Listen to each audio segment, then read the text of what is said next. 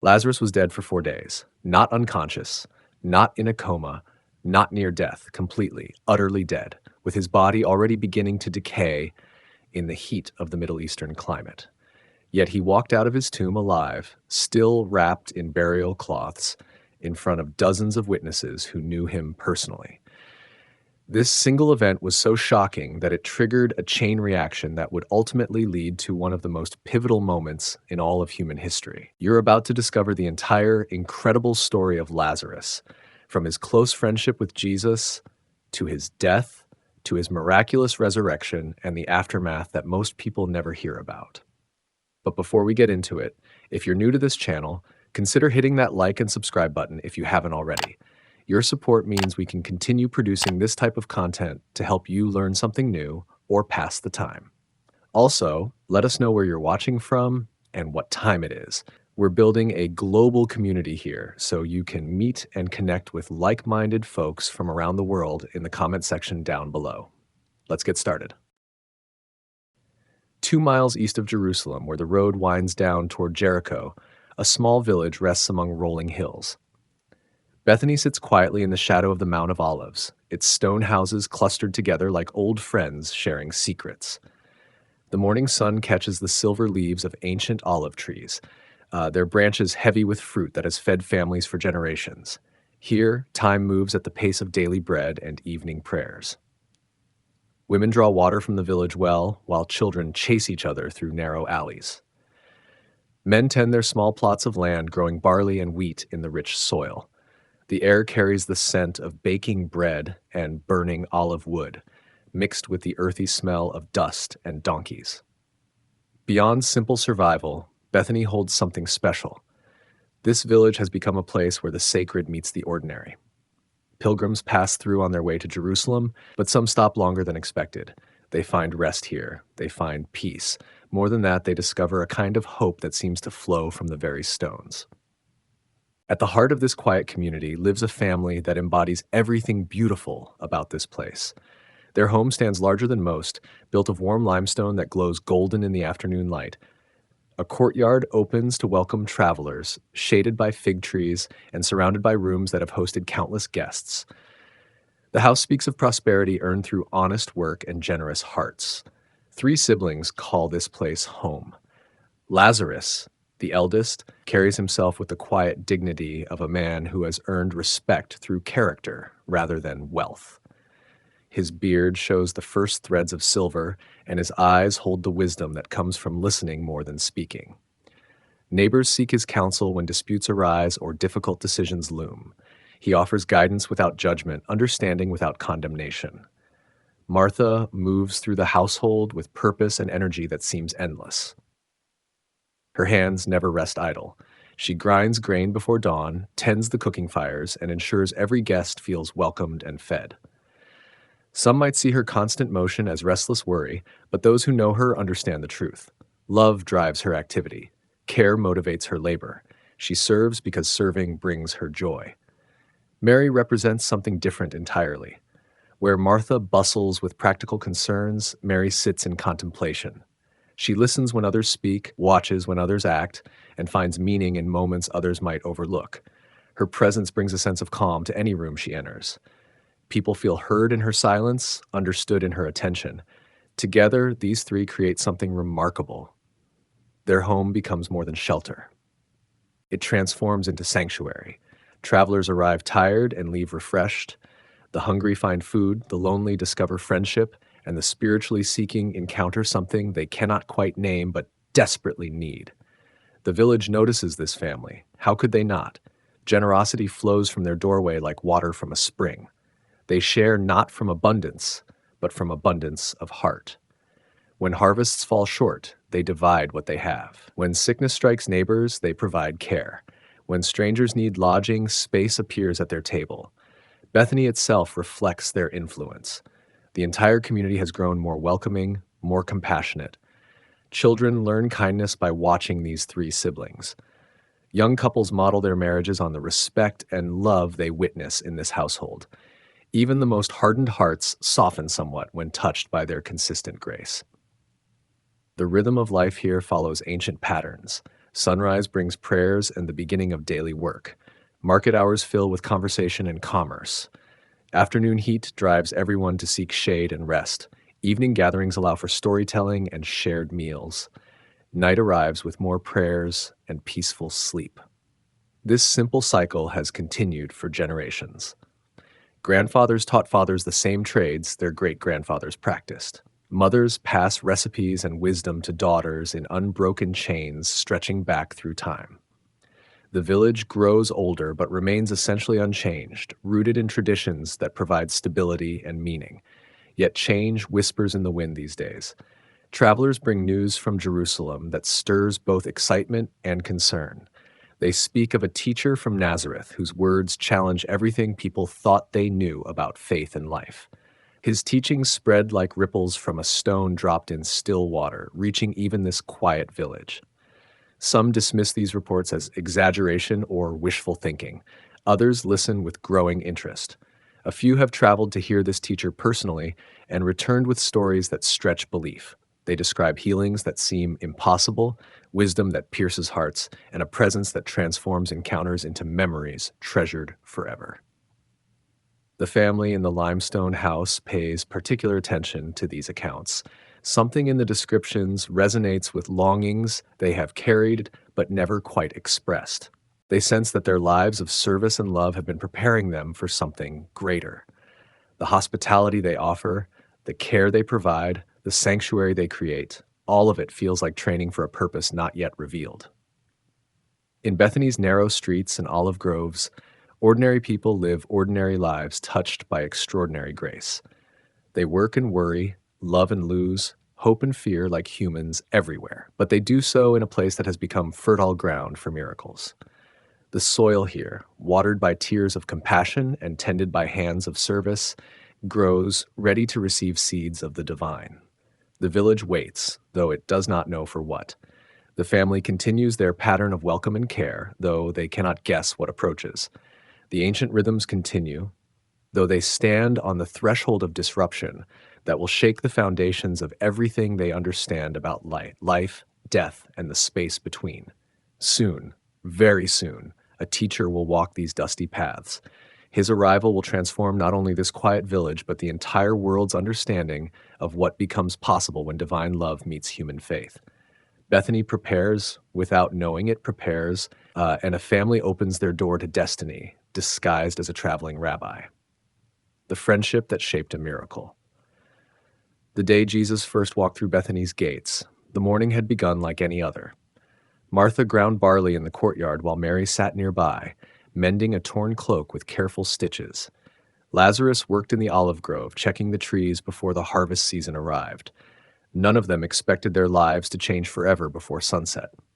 A small group of travelers appeared on the road from Jerusalem, dust covering their sandals and weariness marking their faces. The sight was common enough. Pilgrims and merchants regularly passed through their village on journeys to distant places.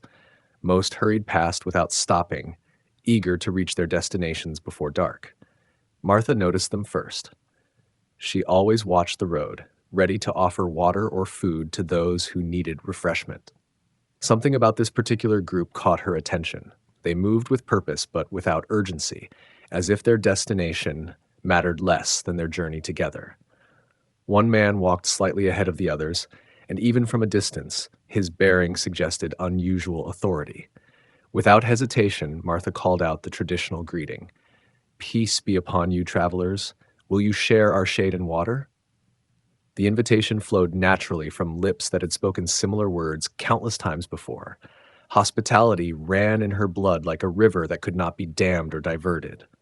The man leading the group turned toward her voice. When their eyes met, Martha felt something shift inside her chest.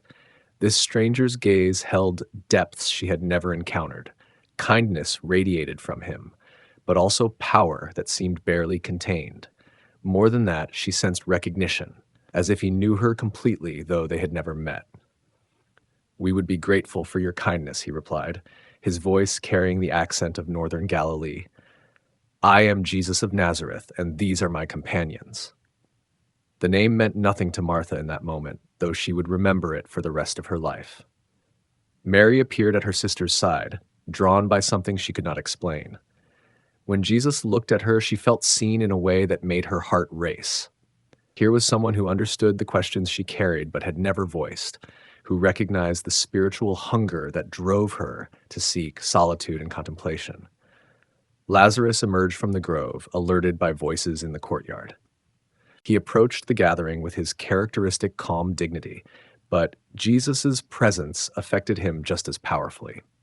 This teacher emanated wisdom that went beyond learning, authority that transcended position, and love that encompassed everyone it touched.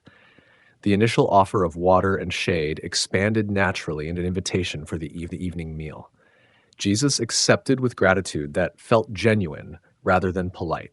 His disciples settled into the courtyard as if they belonged there, their road weariness melting away in the warmth of unexpected welcome. As Martha prepared food, she found herself working with unusual joy. Each task became an act of worship rather than mere necessity.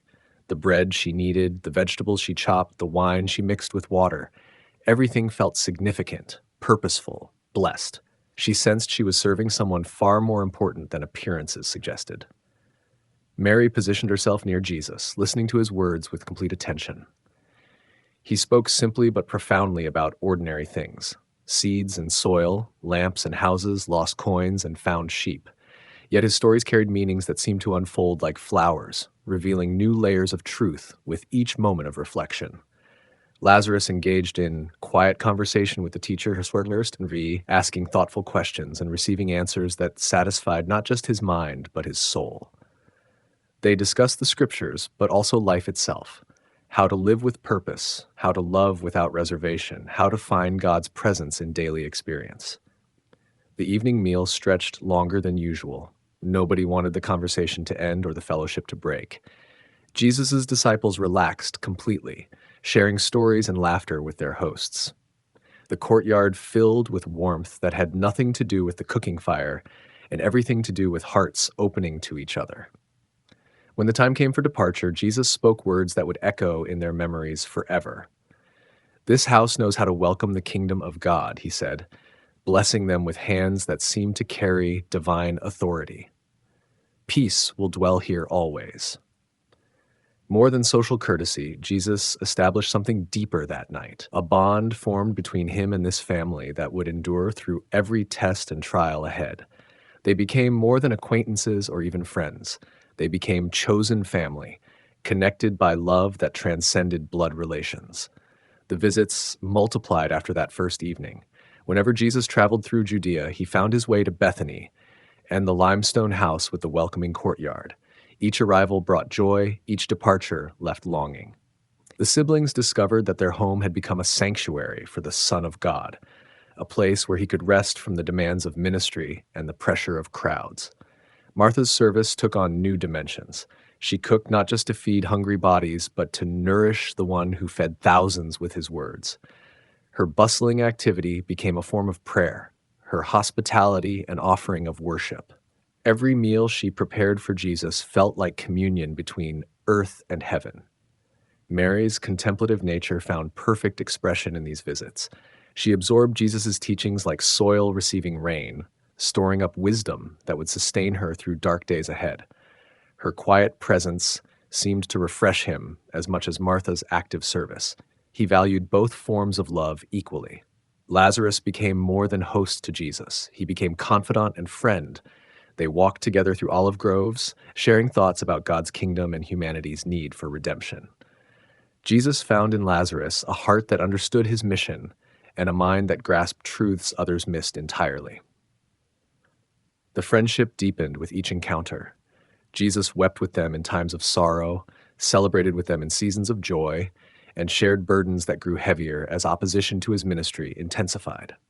They became his refuge when Jerusalem's religious leaders increased their hostility and his popularity among common people created dangerous tensions.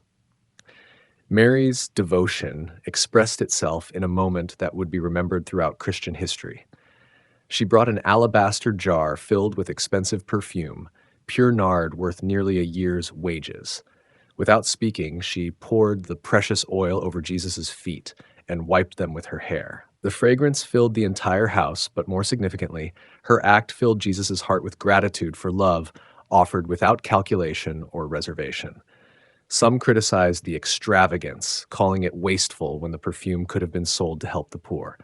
Jesus defended her action with words that revealed how deeply he treasured their friendship. "She has done a beautiful thing for me," he said. "She has anointed my body beforehand for burial." The comment puzzled everyone present, but Mary stored it in her heart alongside all the other mysterious things Jesus said. She sensed approaching darkness in his words lately, references to suffering and sacrifice that made no sense but filled her with inexplicable dread. Through seasons of ministry, controversy, and growing opposition, the house in Bethany remained constant. It stood as proof that not everyone rejected Jesus, that some hearts recognized truth when they encountered it. The friendship between the teacher and this family became a source of strength for his mission and hope for his humanity. Their relationship demonstrated something beautiful about divine love. God chooses to work through ordinary people, living ordinary lives made extraordinary by faith. A village family's simple hospitality created space for miracles that would echo through eternity. Their open door became a gateway between heaven and earth. Rumors and rising tensions. The news traveled faster than donkey caravans along the dusty roads of Judea. In marketplaces and synagogues, around wells and in courtyards, people whispered stories that grew more remarkable with each telling. The teacher from Nazareth had given sight to a man born blind, not just partial vision, but complete restoration that left physicians baffled and religious leaders disturbed. In Jerusalem's temple courts, where learned men debated scripture and tradition, these reports created ripples of unease.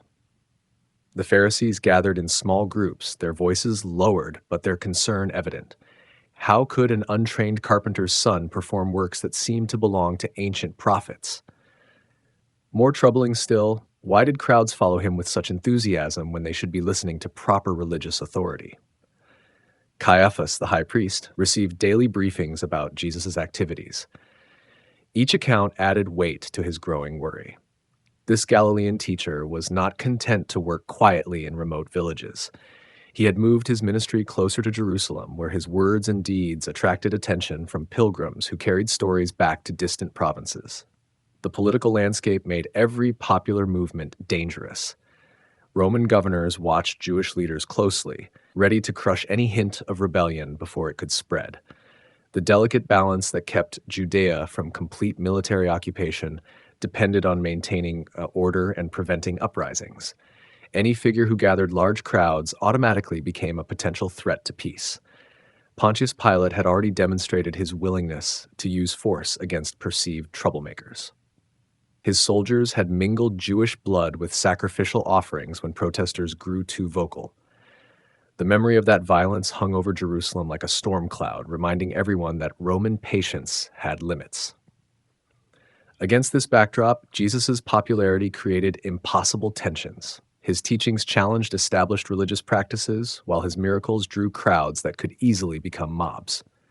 The authorities found themselves trapped between Roman demands for stability and growing public fascination with a man they could neither understand nor control. The Sadducees, who controlled temple worship and collaborated closely with Roman administration, felt particularly threatened. Their comfortable arrangement with foreign rulers required keeping Jewish religious expression within acceptable bounds. A charismatic teacher who spoke of God's kingdom potentially undermined their carefully negotiated position. Scribes who had spent lifetimes studying religious law found their expertise questioned by simple questions from an unschooled teacher. "Why do your disciples not fast according to tradition?" became harder to answer when Jesus replied with parables that exposed the difference between outward ritual and inward transformation. Common people began comparing their religious leaders unfavorably to the Nazarene teacher. They noticed how Jesus welcomed sinners and outcasts while the established authorities maintained careful distance from anyone deemed unclean or unworthy. The contrast highlighted hypocrisies that had long gone unchallenged. Economic interests also entered the equation. The temple system generated enormous revenue through sacrificial offerings, money changing, and religious fees. Jesus' cleansing of the temple courtyard, where he overturned tables and drove out merchants, threatened profits that supported not just individual families, but entire networks of religious commerce. Spies began following Jesus wherever he went, looking for evidence of sedition or blasphemy that could justify legal action against him. They listened carefully to his words, hoping to catch statements that could be twisted into charges worthy of death. Their presence created an atmosphere of surveillance that affected everyone in his circle. The situation grew more complex as ordinary people demonstrated increasing boldness in supporting Jesus.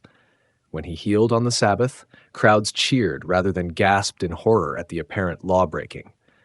When he ate with tax collectors and prostitutes, observers praised his compassion rather than condemning his association with sinners. Religious authorities found themselves fighting a battle for public opinion they were steadily losing. Their warnings about false prophets and dangerous teachings fell on ears that had heard Jesus speak with authority unlike anything they had previously experienced. The people sensed authenticity in his words that contrasted sharply with the calculated rhetoric of their established leaders. Fear began driving decision-making in ways that would have tragic consequences. Rather than honestly examining Jesus' claims or seeking to understand his mission, those in power focused entirely on protecting their positions. They convinced themselves that eliminating this threat justified whatever means might be necessary. The Pharisees sent delegations to test Jesus with trick questions designed to trap him in contradictions or force him to take positions that would alienate his followers.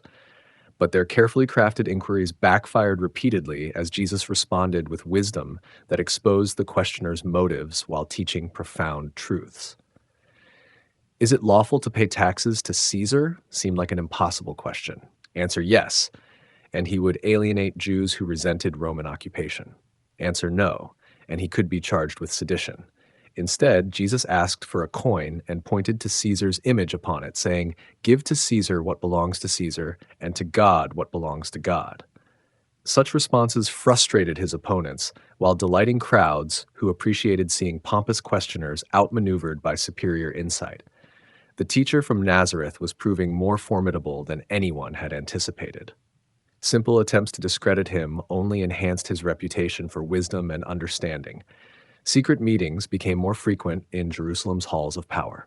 The high priest's palace hosted gatherings where participants spoke in whispers about problems requiring solutions that could not be discussed openly. The language remained euphemistic, but intentions grew increasingly clear. Reports reached these closed sessions about Jesus' friendship with the family in Bethany. Intelligence gatherers noted his regular visits to Lazarus, Martha, and Mary's home. Some suggested that targeting his known associates might provide leverage against the teacher himself, or at least information that could be used against him. The net was tightening around Jesus and everyone connected to him. Each miracle he performed, each crowd he drew, each heart he touched added to the mounting pressure from those who saw his growing influence as intolerable threat to their authority and position. In Bethany, the family that had opened their home to Jesus began sensing the changed atmosphere. Neighbors whispered about increased Pharisee activity in nearby villages. Travelers brought reports of questions being asked about anyone who hosted the controversial teacher. The joy of friendship with Jesus now carried undertones of danger. Martha found herself glancing toward the road more frequently, watching for signs of unwelcome visitors. Mary spent longer periods in prayer, sensing spiritual battles being fought in realms beyond physical sight. Lazarus weighed the risks of continued association with Jesus against the impossibility of abandoning someone who had become like a brother to them. The storm was building strength driven by fear, pride, and desperation from those who could not tolerate challenges to their power. Soon, it would break with violence that would shake the foundations of everything people thought they understood about justice, righteousness, and the nature of God's kingdom. The first signs of sickness. The illness began quietly, as such things often do. Lazarus woke one morning feeling slightly tired, though he had slept well through the night. He attributed the weariness to recent long days in the olive grove, where harvest preparations demanded more physical labor than usual. At his age, Recovery from exertion took longer than in his youth. Martha noticed her brother's pale complexion when he appeared for the morning meal, but said nothing. She had learned through years of caring for others that men prefer not to discuss minor ailments. Instead, she prepared his favorite breakfast and added extra honey to the bread, hoping nourishment might restore his usual vigor. Mary observed the subtle changes with more concern. Her contemplative nature made her sensitive to shifts in atmosphere and mood that others might overlook. Something in Lazarus's movements seemed different, though she could not identify exactly what troubled her. His smile remained warm, his words kind, but energy that normally radiated from his presence felt diminished. The first day passed without significant incident. Lazarus completed his usual tasks, though with less enthusiasm than normal. He retired earlier than customary, claiming simple tiredness. Martha and Mary exchanged glances but respected his need for rest. The second day brought more obvious symptoms. Lazarus's appetite disappeared almost entirely. The breakfast Martha carefully prepared remained largely untouched, though he made efforts to eat small portions to avoid worrying his sisters. By mid-morning, perspiration beaded on his forehead despite the cool autumn air. Concerned neighbors began stopping by the house, ostensibly for casual visits, but actually checking on the family's well-being. Word had spread through Bethany's close-knit community that something was wrong with their respected neighbor. People who had benefited from Lazarus's wisdom and kindness over the years felt compelled to offer whatever help they could provide. Martha threw herself into caring for her brother with characteristic intensity. She prepared healing broths from recipes passed down through generations of women who had tended sick family members. Herbs gathered from surrounding hillsides went into teas designed to reduce fever and restore strength. She adjusted his bedding frequently, ensuring comfort despite his increasing restlessness.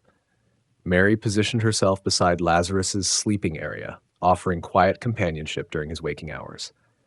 She read aloud from scripture passages that had always brought him comfort, her gentle voice creating peaceful atmosphere in the sick room. When he dozed, she prayed silently for restoration of health that seemed increasingly elusive. The local physician arrived on the third day, summoned by Martha despite her brother's protests that professional attention was unnecessary. The examination revealed troubling signs: rapid pulse, labored breathing, and skin that felt hot to the touch, despite Lazarus's complaints of feeling cold. Traditional remedies were prescribed with little confidence. The physician had seen similar symptoms before, and the outcomes were rarely encouraging. He spoke privately with Martha about the seriousness of her brother's condition, suggesting they should consider sending word to distant family members who might wish to visit while time remained. The diagnosis struck Martha like a physical blow. How could someone who had always been the picture of health suddenly face such danger? Lazarus had never been seriously ill in his adult life. He worked hard, ate well, and maintained the kind of balanced existence that should have protected him from severe disease. Mary received the news with characteristic composure, but her heart filled with anguish that no one could see. She had been sensing something ominous approaching their household for weeks, though she had assumed it related to the growing tensions surrounding Jesus, rather than personal tragedy affecting their family. By the fourth day, Lazarus could no longer leave his bed. The fever had intensified, bringing delirium that frightened his sisters more than his physical weakness. Sometimes he spoke to people who were not present, carrying on conversations with childhood friends who had died years earlier. Other times he called out warnings about dangers only he could perceive. Desperate measures replaced hope for natural recovery. Martha sent messengers to Jerusalem seeking more experienced physicians, though travel time meant any help would arrive too late to matter. Mary increased her prayers, spending entire nights in petition for divine intervention that seemed their only remaining option. The house that had always buzzed with activity fell into hushed quiet, broken only by sounds of illness. Visitors lowered their voices automatically upon entering, as if speaking normally might somehow worsen Lazarus's condition. The atmosphere of impending loss settled over the household like a heavy blanket. On the fifth day, clarity returned to Lazarus's mind, even as his body grew weaker. He used the reprieve to speak with his sisters about practical matters that would require attention after his departure. Financial arrangements, property decisions, and household management details were discussed with the calm resignation of someone accepting inevitable fate. More importantly, he shared thoughts about their friendship with Jesus and what it had meant to him personally. The teacher from Nazareth had brought light into his life that illuminated truths he had been seeking since childhood. Whatever happened next, Lazarus wanted his sisters to know that their association with Jesus represented the greatest blessing he had ever experienced. Martha struggled to maintain composure during these conversations. Her practical nature rebelled against accepting defeat when so much remained to be tried. Surely someone, somewhere, possessed knowledge that could reverse her brother's decline. The thought of losing him seemed impossible to bear. Mary listened with tears flowing silently down her cheeks. She memorized every word Lazarus spoke, sensing these might be among the last conversations they would share. His peaceful acceptance of approaching death amazed her, though it also broke her heart to witness such courage in the face of unthinkable loss. As evening approached on the 5th day, Martha made a decision that would change everything.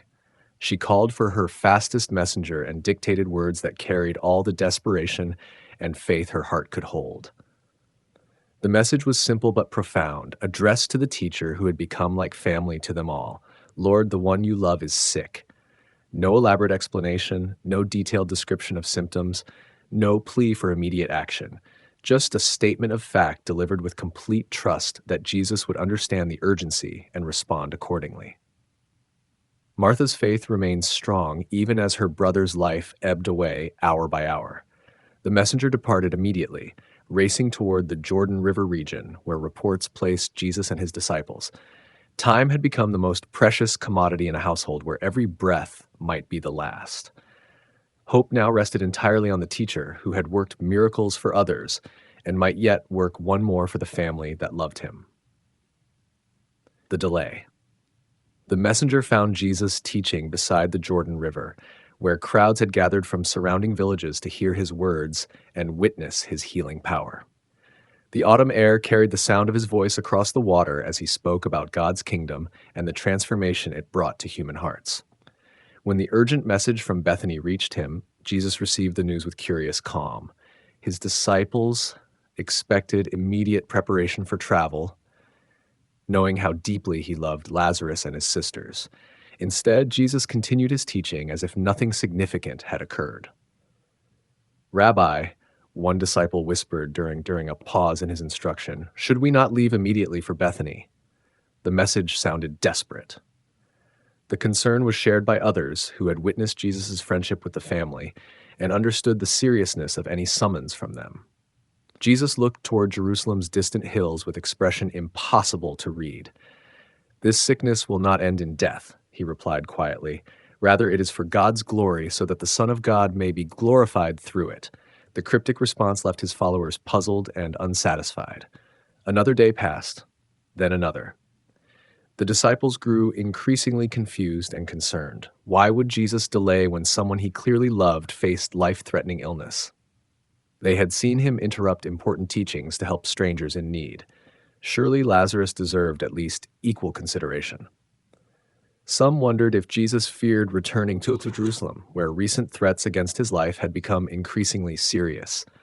Perhaps wisdom dictated avoiding unnecessary risks when religious authorities were actively seeking opportunities to arrest him. Caution might explain the apparent callousness toward his friend's suffering. Others questioned whether Jesus truly possessed the power to heal serious diseases. His previous miracles had been remarkable, but perhaps they had limitations not previously apparent. Maybe distance or time constraints affected his ability to help those in need. Doubt began creeping into hearts that had previously held firm faith. Peter finally voiced what many were thinking.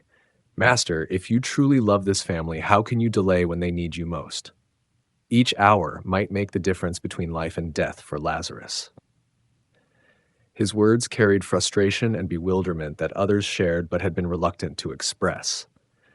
Jesus continued his ministry activities as if no urgent message had arrived. He taught, he healed, he blessed children brought to him by hopeful parents. The contrast between his calm behavior and the crisis in Bethany created tension among his followers that grew stronger with each passing hour. Private conversations multiplied among the disciples as they tried to understand their teacher's inexplicable behavior. Some defended his wisdom, arguing that he surely knew things they could not comprehend. Others wondered if grief for his friend had affected his judgment in ways that prevented clear thinking. Thomas spoke what many feared. Perhaps Lazarus has already died, and Jesus knows there is nothing more to be done. Why risk arrest by religious authorities when arrival would serve no purpose except to endanger us all? The possibility chilled everyone who heard it, though none could argue against its logic. James and John approached Jesus privately, hoping personal appeal might succeed where group pressure had failed. They reminded him of Martha's faithful service, Mary's devoted attention, and Lazarus's consistent friendship. Surely such loyalty deserved immediate response regardless of other considerations. We understand the dangers of returning near Jerusalem, John said carefully, but love sometimes requires accepting risks that wisdom might otherwise avoid. This family has opened their home to you countless times. Should we not open our hearts to their desperate need? Jesus listened patiently to their arguments but remained unmoved. You do not yet understand what is happening, he replied. Trust me a little longer. When you see the outcome, everything will become clear. His confident tone suggested knowledge that transcended their limited perspective. The third day brought growing anxiety among the disciples and increasing criticism from some who questioned Jesus' motives. A few wondered aloud if success had made him indifferent to individual suffering. Others suggested that fear had overcome love, leading him to abandon friends when helping them might prove costly. Andrew tried a different approach. Rabbi, you have taught us that perfect love casts out fear. If we truly love this family, should we not act on their behalf regardless of personal danger? What good is faith that fails to function when testing comes? Your words are true, Jesus acknowledged, but incomplete. Faith sometimes requires waiting as much as acting. God's timing differs from human urgency. What appears to be delay may actually be perfect preparation for greater purposes than we can imagine. That evening, Jesus gathered his disciples for private instruction that would prove prophetic. Our friend Lazarus has fallen asleep, he announced, and I must go to wake him up. The metaphorical language confused listeners who took his words literally. Master, if he is sleeping, surely that means he is recovering, someone responded with relief. Sleep often brings healing to those who have been seriously ill. Perhaps our delay was wise after all, allowing natural processes to restore his health without miraculous intervention. Jesus saw their misunderstanding and spoke more directly.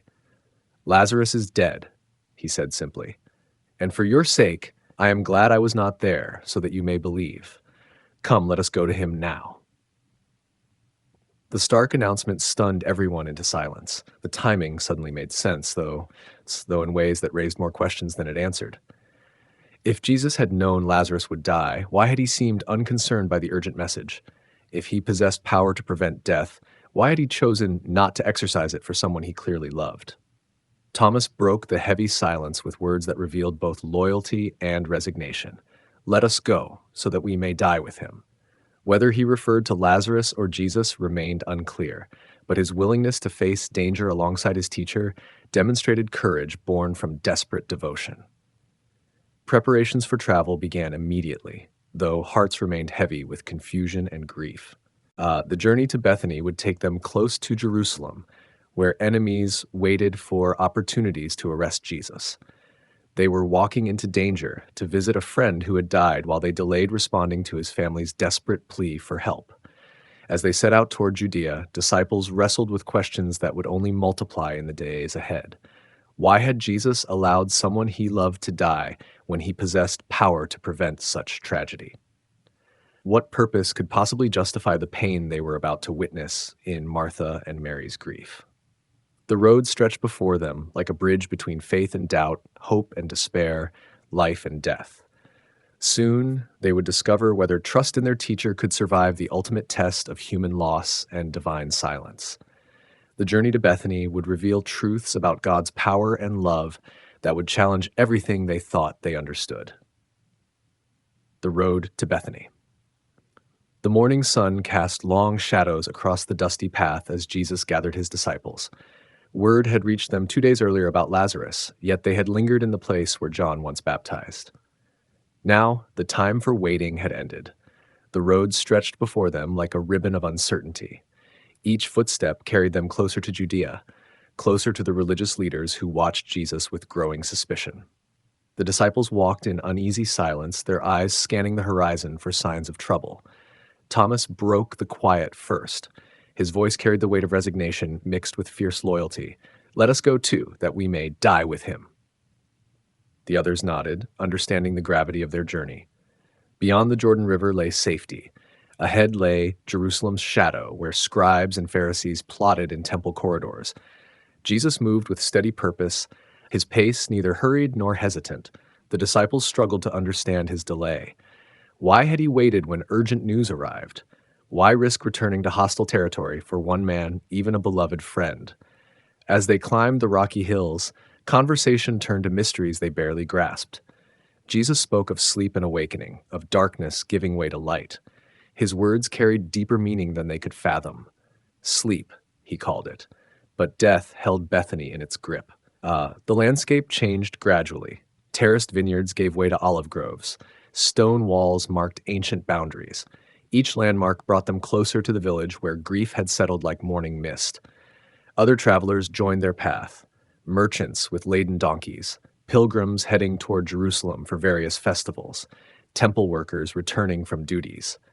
None recognized the small group that walked among them.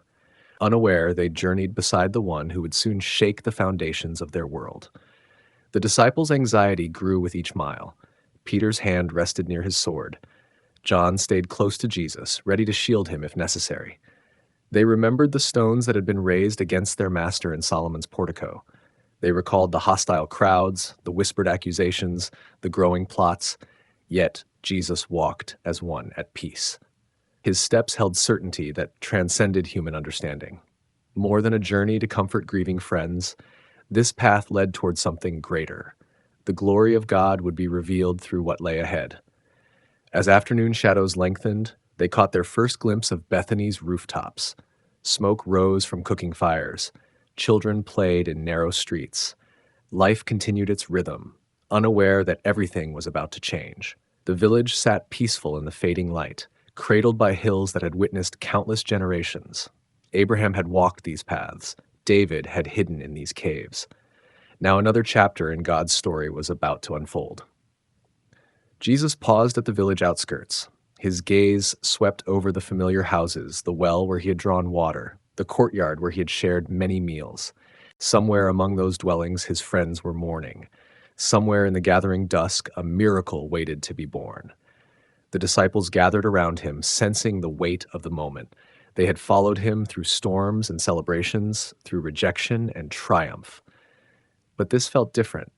This journey carried them toward a demonstration of power that would reshape everything they thought they knew. Night was approaching. Soon they would enter Bethany, where grief had carved deep furrows in the hearts of those they loved. The road behind them stretched back toward safety. The path ahead led into mystery, into danger, into the very heart of God's unfolding plan. Jesus lifted his eyes toward the darkening sky, then turned his face toward the village. It was time. The waiting had ended. The greatest demonstration of divine power was about to begin in this small, quiet place where ordinary people lived extraordinary faith. Death in the house of friends. 4 days had passed since breath left Lazarus. The house that once echoed with laughter now held only whispers and tears. Mary sat in the corner where her brother used to tell stories, her eyes red from weeping. Martha moved through rooms like a ghost, performing the rituals of mourning while her heart struggled to understand. The illness had come suddenly. One morning, Lazarus woke with fever. By evening, he could barely lift his head. Within days, the strong man who had welcomed travelers and shared bread with Jesus lay pale and still upon his bed. Martha had sent the message when hope still flickered. "Lord, the one you love is sick." The words carried desperate faith wrapped in urgent need. Surely Jesus would come quickly. Surely he would speak healing words as he had for so many others. But the hours stretched into days. No familiar figure appeared on the dusty road. No gentle voice called from the courtyard. The fever burned higher, breath grew shallow, death crept closer with each passing moment. Neighbors gathered as the end approached, women brought food and stayed through the long nights, men discussed burial preparations in hushed tones. The village prepared to lose one of its most beloved sons. Mary never left her brother's side during those final hours. She held his hand, whispered prayers, searched his face for signs of improvement that never came. Martha paced the house, checking the road constantly, listening for approaching footsteps that remained silent. When the last breath escaped, the house filled with wailing. Professional mourners arrived from nearby villages, adding their voices to the grief. The sound carried across fields and into neighboring homes, announcing another victory for humanity's oldest enemy. Preparation began immediately. Water was heated. Spices were gathered. Strips of linen appeared from household stores. The body was washed with tender care, each movement a final act of love. Myrrh and aloes filled the air with their sweet, heavy scent. Martha supervised the wrapping with steady hands, though tears fell freely. Each fold of cloth covered features they would never see again. The face that had smiled at Jesus' teaching disappeared beneath linen bands. Hands that had worked honestly and given generously were bound against the chest. Mary could barely watch. The brother who had protected her, provided for her, shared dreams and sorrows with her, was being transformed into a bundle of grave clothes. The physical reality of death settled over them like a shroud more complete than any burial wrapping. The procession to the tomb moved slowly through Bethany's streets. Men carried the body on a wooden platform. Women followed, their voices raised in ancient lamentations. Children watched wide-eyed from doorways, learning early that life here ends for everyone. The tomb had been carved from soft limestone, like many around Jerusalem. A circular stone heavy enough to require several men would seal the entrance. Inside, stone shelves waited to receive the dead. The cave would become Lazarus's final resting place. They laid him carefully on the cold stone. Final prayers were spoken. Last looks were taken. Then the great stone rolled into place with finality that echoed through the chambers. Lazarus joined his ancestors in the silence of death. Back at the house, friends and family gathered to comfort the sisters. Food appeared on tables, though neither Mary nor Martha had appetite. Stories were shared about Lazarus' kindness, his generosity, his faithful heart. Words meant to heal only deepened the ache of loss. Days blended together in the fog of grief. Visitors came and went. Meals were prepared and barely touched. Sleep brought no relief, only dreams of better times followed by harsh awakening to reality. The house felt empty despite being filled with mourners. Martha found herself checking the road, despite knowing Jesus would not come now. 4 days had passed. According to Jewish belief, the soul lingered near the body for 3 days before departing finally. Even that faint hope had died with the fourth sunrise. Mary withdrew into silence.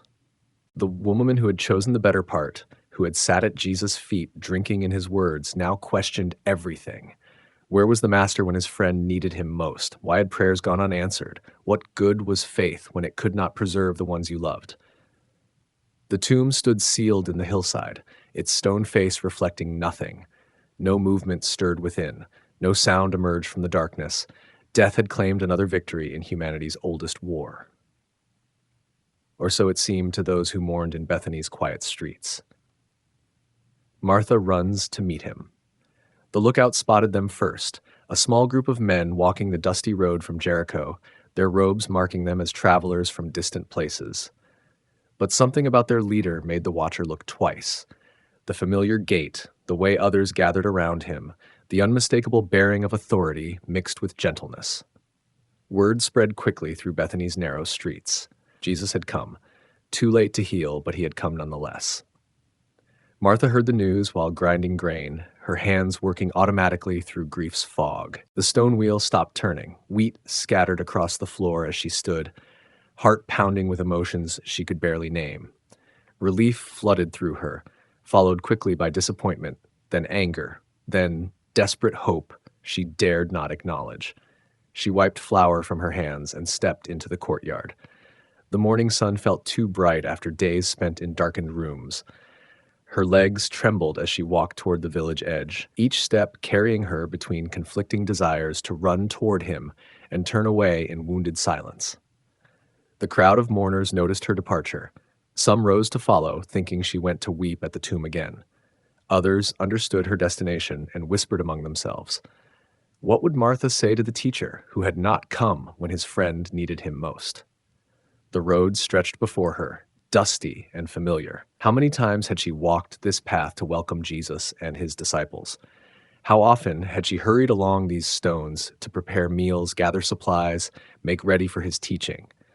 Now she walked it carrying 4 days of unanswered questions. She saw him before he noticed her approach.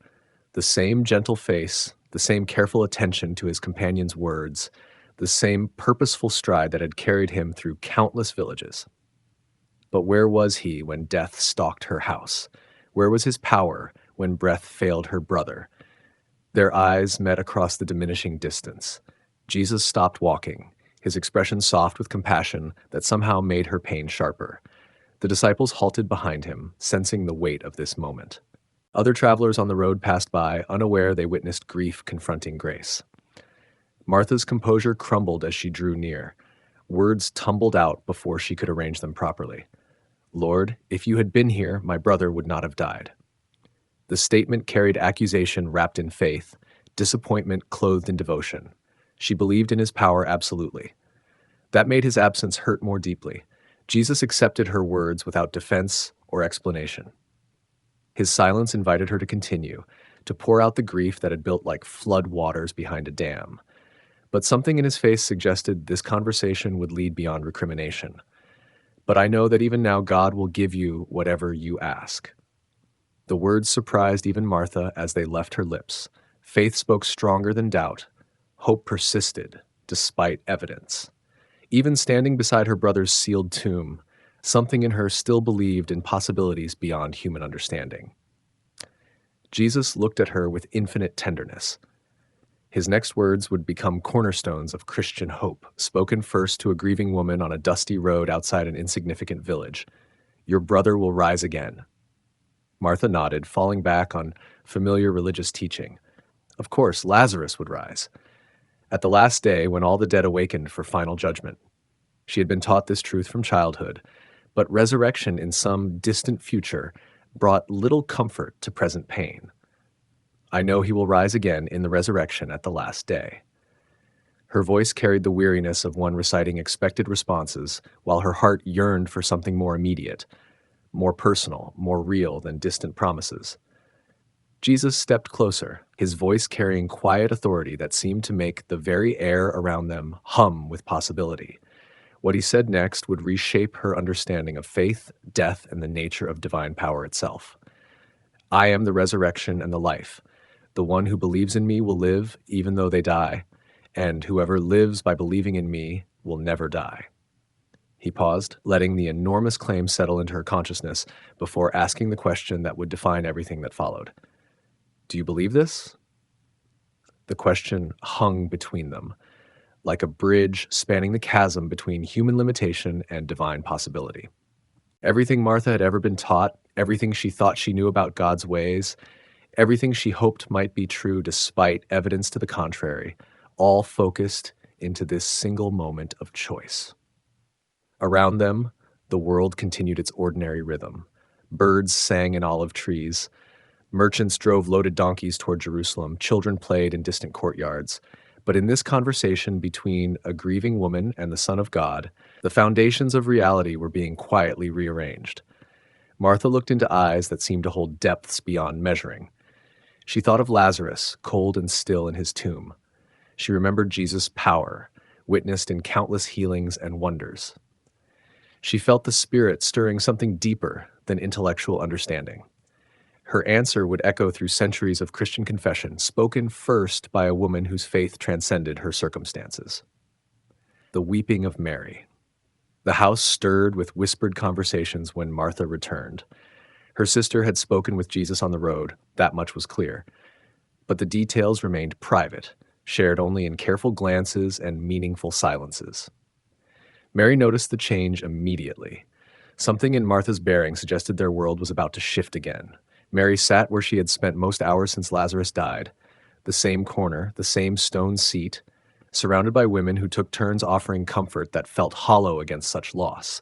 Their presence helped, but no words could fill the absence that echoed through every room. Martha approached quietly, bending close to speak in her sister's ear. The mourners could not hear, but they watched Mary's face transform. First confusion, then recognition, then something that might have been hope struggling against despair. The teacher is here and is asking for you. The simple message carried weight beyond its words. Jesus had come, not in time to heal, but he had come. More than that, he had asked specifically for Mary, the woman who had chosen the better part, who had sat at his feet absorbing his teaching, who had anointed his feet with costly perfume. He remembered her. He wanted to see her. Mary rose slowly, her legs weak from days of sitting and grieving. The movement caught attention throughout the house. Mourners looked up from their quiet conversations, wondering what had stirred the sister who had barely spoken since burial. She walked toward the door without explanation, her steps gaining strength as she moved. The women assumed she was going to the tomb again, as she had done each day since laying Lazarus to rest. They rose to follow, as custom demanded. No one should grieve alone. The small procession moved through Bethany's streets, but Mary's destination lay in the opposite direction from the cemetery. She was heading toward the village entrance, toward the place where Martha had gone earlier. Understanding dawned among her companions. Jesus had indeed returned. The group following Mary grew as neighbors joined them. Some came from curiosity, others from genuine concern for the sisters they had known since childhood. Word spread that both Jesus and the grieving family were converging on Bethany's edge. Such meetings rarely went unnoticed in small villages. Mary saw him before he saw her. The familiar figure stood exactly where Martha had described, surrounded by his disciples, speaking quietly with her sister. 4 days too late, but unmistakably present. The teacher who had welcomed her questions, who had defended her choices, who had become like family to them all. Her careful composure shattered the moment their eyes met. All the grief she had held inside, all the questions that had tormented her nights, all the love and disappointment and desperate hope came flooding out in a rush of tears she could no longer contain. She ran the remaining distance and fell at his feet, the same position she had taken so often when he taught in their house. But this time, worship mixed with anguish, devotion blended with confusion. Her words came between sobs, the same statement Martha had made, but carrying different emotional weight. Lord, if you had been here, my brother would not have died. Where Martha had spoken with wounded faith seeking answers, Mary simply wept. Her tears said everything words could not express. The depth of loss, the pain of unanswered prayers, the love that made absence unbearable. She did not ask questions. She did not seek explanations. She simply poured out her heart at the feet of the one who had always understood. The mourners who had followed gathered in a respectful circle, their own weeping joining Mary's lament. The sound of grief filled the air, that ancient human song of loss that had echoed through every generation since Eden. Professional mourners added their voices, creating a chorus of sorrow that spoke to the universal experience of death. Jesus looked down at Mary's bent form, then raised his eyes to survey the circle of weeping friends and neighbors. These people genuinely loved Lazarus. Their tears came from hearts broken by real loss, not merely social obligation. The sight moved him deeply. Something profound stirred within him as he witnessed their pain. The Son of God, who had created life itself, who held power over every force in the universe, who knew exactly what he was about to do, felt the full weight of human suffering in that moment. His spirit groaned within him, not from uncertainty or powerlessness, but from perfect love confronting the consequences of a fallen world. Death was never supposed to have dominion over his creation. Separation was never meant to break hearts he had designed for eternal joy. The emotion building within him was righteous anger at death's presumption, divine compassion for human pain, and something else that ran deeper than either. Love itself was weeping, not because it lacked power to heal, but because healing required passing through the valley of human anguish. The crowd saw tears begin to fall from his eyes. Not the composed sorrow of a teacher offering comfort, but the deep, body-shaking grief of someone who loved completely. The Creator wept with his creation. The healer shared the pain of those he came to restore. "See how he loved him," someone whispered. The simple observation carried more truth than the speaker realized. This was love made visible, divinity embracing humanity's deepest wound, power voluntarily sharing powerlessness before demonstrating its ultimate authority. At Mary's prostrate form and Jesus' weeping figure, two great realities met. Human grief in all its raw honesty encountered divine compassion in all its perfect intensity. The meeting point would become the launching pad for the greatest miracle any of them had ever witnessed: the tomb of stone. The procession that moved toward Lazarus's tomb carried an atmosphere unlike any funeral march in Bethany's memory. Jesus walked at the center, his face still marked by tears but set with growing resolve. Mary and Martha flanked him, their grief now mixed with anticipation they dared not name. Behind them came disciples, neighbors, and mourners whose curiosity had overcome their sorrow. The cemetery lay just outside the village, carved into limestone hills that had sheltered the dead for countless generations. Ancient tombs dotted the landscape, their sealed entrances marking where families had laid their ancestors to rest. Some bore the weathering of centuries. Others, like Lazarus' final resting place, showed the fresh work of recent sorrow. Jesus walked with purpose now, each step carrying them closer to a moment that would reshape everything they thought they knew about life and death. The disciples stayed close, unsure what to expect, but sensing they were about to witness something extraordinary. Their earlier fear about returning to Judea seemed small compared to the weight of what lay ahead.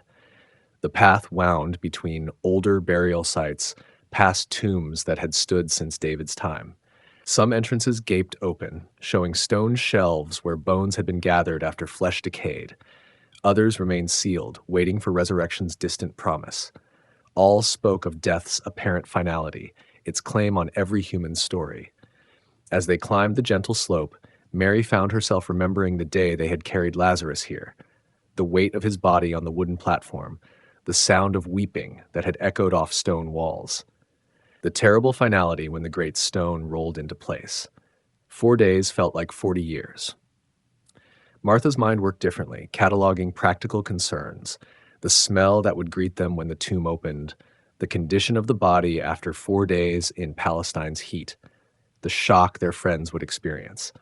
Part of her wanted to prepare Jesus for what he would find, to protect him from death's harsh realities.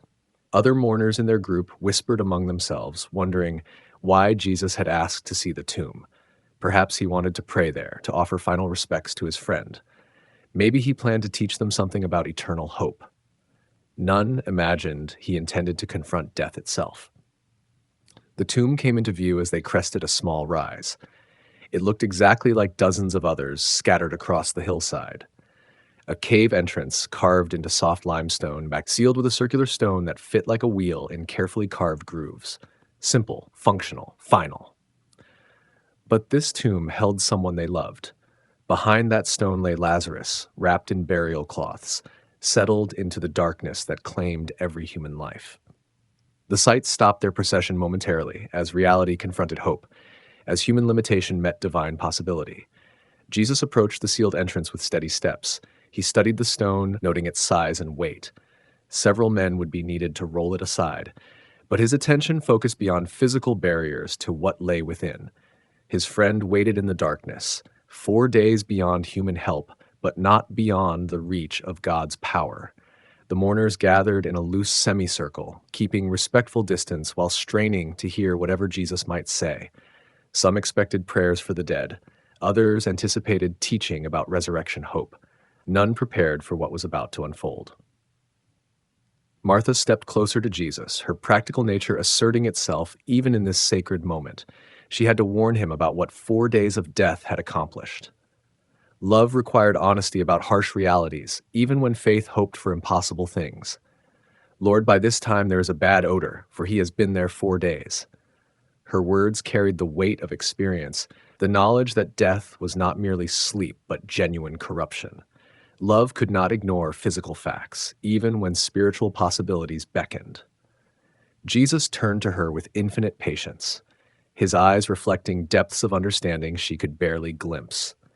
What he said next would test everything she claimed to believe, would stretch faith beyond comfortable boundaries into the realm where only God could work. Did I not tell you that if you believe, you will see the glory of God?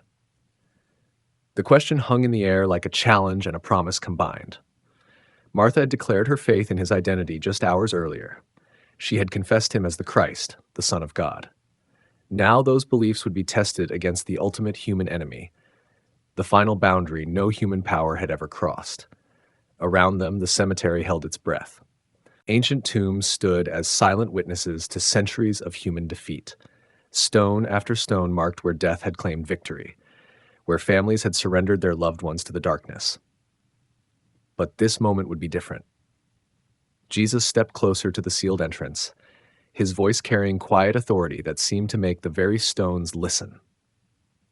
The command he was about to give would echo through history, would become the pattern for every future resurrection, would demonstrate once and for all that death's dominion was not absolute. The great stone waited. Beyond it lay Lazarus, cold and still in his burial wrappings. Around it stood witnesses who would carry this story to the ends of the earth. And before it stood the Son of God, ready to call his friend back from the place where no one had ever returned. Lazarus, come out! The heavy stone blocks the entrance like a giant's door. Ancient hands carved this tomb from living rock.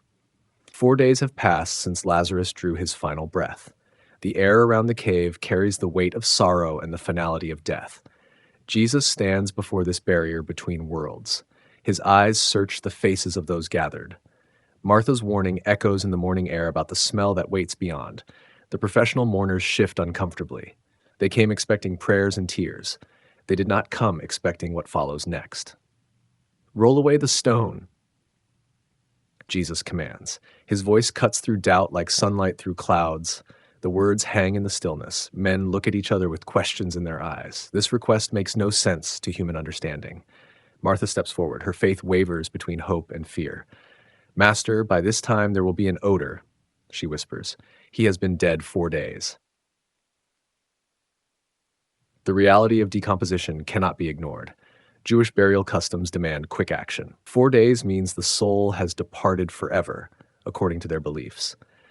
Yet, Jesus does not waver. His gaze remains steady on the sealed entrance. Something beyond human comprehension stirs in this moment. The disciples watch their teacher with growing wonder. They have seen him heal the sick and restore sight to blind eyes. But death has always been the final boundary. Strong arms move to obey.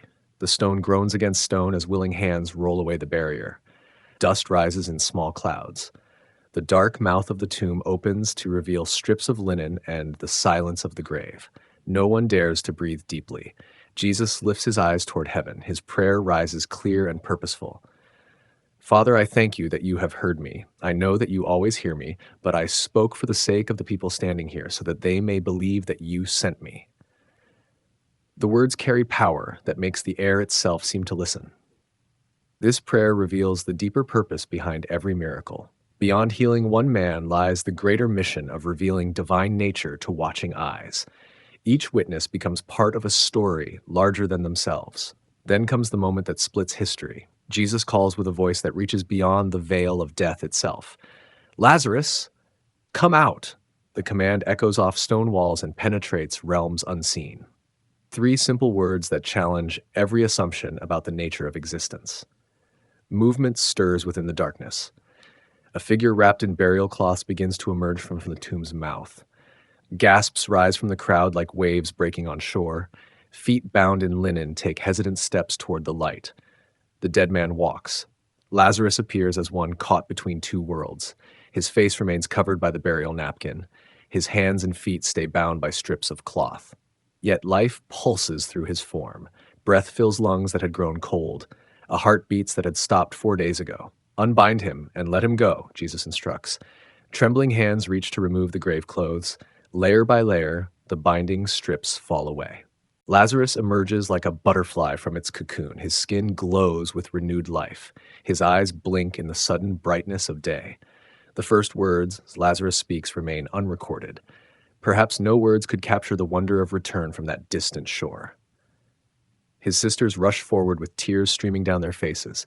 Joy and amazement blend into a single overwhelming emotion that sweeps through every witness. Martha throws her arms around her brother's shoulders. Mary weeps with relief and gratitude beyond measure. Friends who mourned now celebrate with voices raised in praise. The impossible has become reality before their very eyes. Yet questions linger in the air like incense. What did Lazarus experience during those 4 days? Did he witness paradise or simply rest in dreamless sleep? His silence on this matter becomes part of the mystery. Some gifts from heaven remain too sacred for human words. The crowd presses closer, eager to touch the man who returned from death's domain. Children peer around their parents' robes with wide eyes full of wonder. Elderly villagers shake their heads in amazement. Never has anyone witnessed such a display of power over the grave. Word begins to spread before the last grave cloth touches the ground. Runners head toward Jerusalem with news that will shake the religious establishment. The resurrection of Lazarus cannot be hidden or explained away.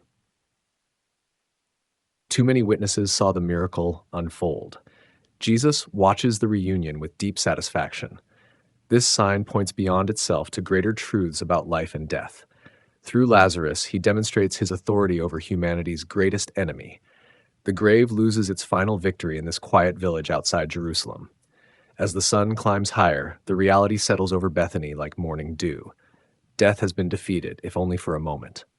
One man's return opens a window into possibilities that stretch beyond human imagination. The sound of celebration drifts across olive groves and dusty roads, carrying hope to every heart that hears. Shockwaves in Bethany. The first scream pierces the morning air like lightning splitting darkness. A woman collapses to her knees, overwhelmed by what her eyes have witnessed. Others stumble backward, minds struggling to process the impossible.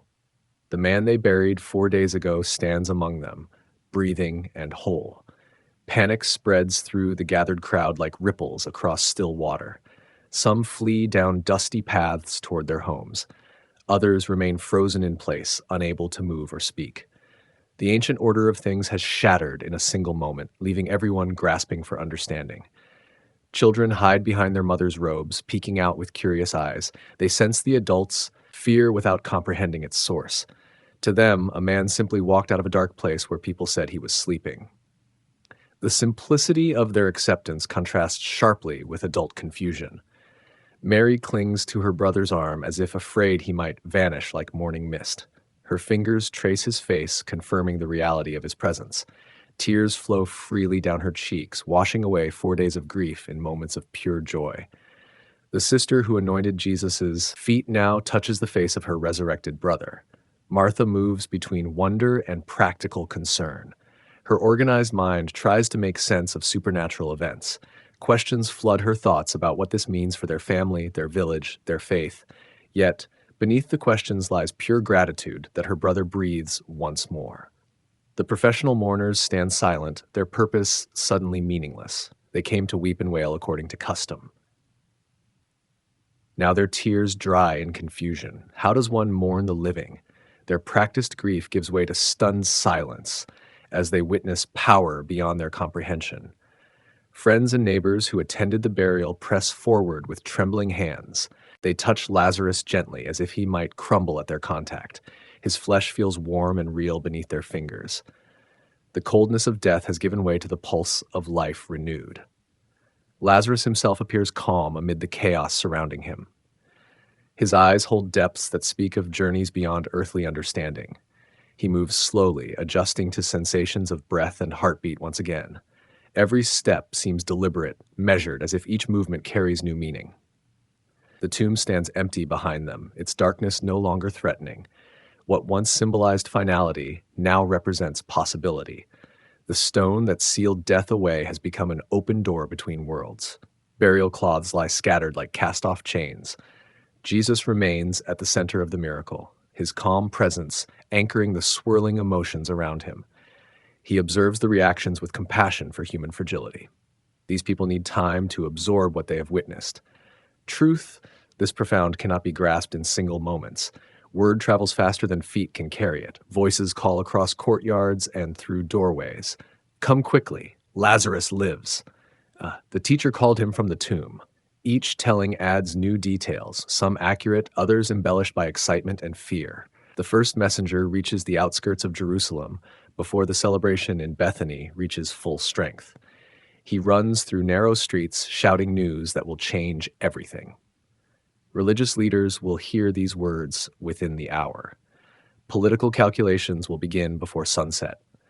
Back in the village, practical needs assert themselves. Lazarus requires food and water after his long absence from earthly sustenance. Martha, ever the hostess, begins planning a meal despite her shaking hands. Life must continue, even after death has been conquered. The crowd slowly transforms from panicked observers to celebrating witnesses. Initial fear gives way to awe and gratitude. Songs of praise begin to rise from grateful hearts. The God of Abraham, Isaac, and Jacob has displayed his power in their midst. Some visitors from distant places weep at the realization of what they have seen. They came to comfort grieving sisters and instead witnessed the greatest miracle of their lives. Their journeys home will carry stories that spread like wildfire across the countryside. Local religious leaders arrive, drawn by the commotion and incredible reports. They examine Lazarus closely, searching for signs of deception. His obvious life and health confound their skepticism. No amount of scrutiny can explain away what stands before them. The afternoon sun casts long shadows across the village as news continues to spread. Caravans passing on nearby roads hear the shouting and stop to investigate. Merchants, pilgrims, and travelers all become witnesses to the aftermath of resurrection. Children who fled in fear return with growing curiosity. They approach Lazarus tentatively, drawn by the gentleness in his manner. He speaks to them softly, his voice carrying warmth that puts young hearts at ease. Death has not stolen his kindness. As evening approaches, the reality begins to settle over Bethany like a blanket. Tomorrow will bring new challenges and questions. Tonight brings celebration and wonder. The village that mourned at dawn now rejoices under stars that seem to shine more brightly than before.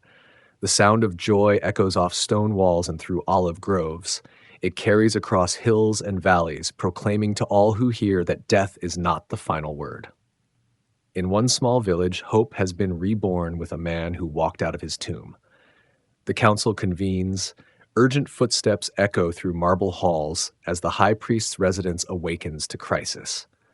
Servants scurry past columns and archways, bearing messages that grow more alarming with each delivery. The news from Bethany has reached Jerusalem faster than the morning breeze carries the scent of baking bread. Caiaphas receives the first report while breaking his fast. His cup of wine pauses midway to his lips as the messenger's words sink in. The teacher from Nazareth has raised a man from the dead, not healed the sick, not given sight to blind eyes, raised the dead, 4 days dead. The implications strike him like hammer blows. Every miracle Jesus performs draws larger crowds. Every sign strengthens his following among the people. But resurrection from death crosses every boundary of human experience. This surpasses all previous wonders in ways that terrify the religious establishment. A runner dispatched to Bethany returns with confirmation that chills the high priest's blood. Multiple witnesses saw Lazarus emerge from his tomb. The man walks and speaks and breathes among them. No trickery or deception could account for such a public display before hundreds of eyes. Within the hour, emergency messages speed across Jerusalem to members of the Sanhedrin. The urgency in each summons carries weight that commands immediate attention. Scribes drop their scrolls, Pharisees abandon their studies, chief priests interrupt their temple duties. All converge on the council chamber with questions burning in their minds. The great hall fills with voices raised in heated discussion. Some demand details about the reported miracle. Others question the reliability of witnesses from a simple village. A few suggest natural explanations that might account for apparent resurrection. Yet beneath every suggestion lies growing unease. Nicodemus enters quietly, his face troubled by the news from Bethany. His secret meetings with Jesus have left him convinced of divine power at work. Now that power has manifested in ways that exceed even his expectations. He takes his seat among colleagues whose fear grows more obvious with each passing moment. The gathering reaches full strength as afternoon shadows lengthen across stone floors. 71 of the most influential religious leaders in Judea face a crisis that threatens their authority and understanding. The man they have watched with suspicion has demonstrated power over death itself. Caiaphas calls the assembly to order with grave formality. His opening words acknowledge the unprecedented nature of their situation. This man performs many signs. He begins, his voice carrying across the chamber. If we let him continue like this, everyone will believe in him. The high priest's concerns extend beyond religious rivalry. Roman authorities watch Jewish affairs with constant vigilance. Any disturbance that threatens peace brings swift and brutal response. A popular leader with power over death could inspire rebellion that would doom their nation. The Romans will come and destroy both our holy place and our nation, Caiaphas continues. His words echo off stone walls and penetrate every heart present. The memory of previous Roman interventions haunts their collective consciousness. Legions have crushed revolts with merciless efficiency. Debate erupts across the chamber as various members propose solutions. Some suggest sending delegations to question Jesus directly. Others recommend public denunciations of his teachings. A few propose appealing to Roman governors for intervention. Yet none of these options address the fundamental problem. The power displayed in Bethany cannot be reasoned away or officially condemned. Too many witnesses saw Lazarus emerge from his tomb. The miracle stands as undeniable proof of supernatural authority. How does one oppose someone who commands death itself to release its prisoners? Fear mingles with calculation as the discussion continues. Personal ambitions clash with genuine concern for their people's welfare. Some members worry about their own positions if Jesus' influence continues growing. Others focus on potential Roman retaliation against Jewish leadership. Caiaphas listens to the various proposals with growing impatience. Political maneuvering and theological debate miss the urgent reality they face. Action must be taken before Jesus' following reaches proportions that invite Roman attention. Delays only increase the danger. The high priest rises to address the assembly with words that will echo through history. "You know nothing at all," he declares. "You do not realize that it is better for you that one man should perish for the people than that the whole nation should be destroyed." His solution carries brutal simplicity. Remove the source of danger before it destroys them all. The needs of many outweigh the life of one individual, regardless of his miraculous powers. Better to act decisively than wait for catastrophe to overtake their nation. The chamber falls silent as members absorb the implications of their leader's words. Some nod in reluctant agreement, others shift uncomfortably in their seats. A few, including Nicodemus, struggle with conscience as political necessity clashes with moral concerns.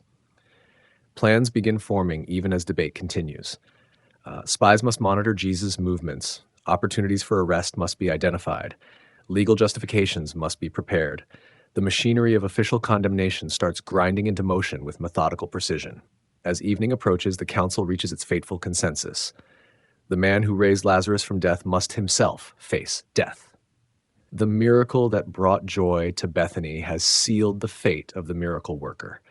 In seeking to preserve their nation, they set in motion events that will transform the world. The members disperse into Jerusalem's gathering darkness, each carrying the weight of their decision.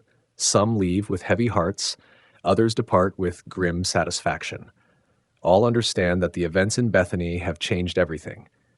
The teacher from Nazareth has become too dangerous to live. The price on his head, dawn breaks over Jerusalem with golden light that illuminates new dangers lurking in familiar shadows. The council's decision spreads through whispered conversations in temple courts and private chambers. Jesus of Nazareth must be stopped, and with him the living proof of his power that walks in Bethany. Chief priests gather in small groups, their voices low as they discuss practical matters of arrest and execution. The man who raises the dead poses unique challenges for those who seek his demise.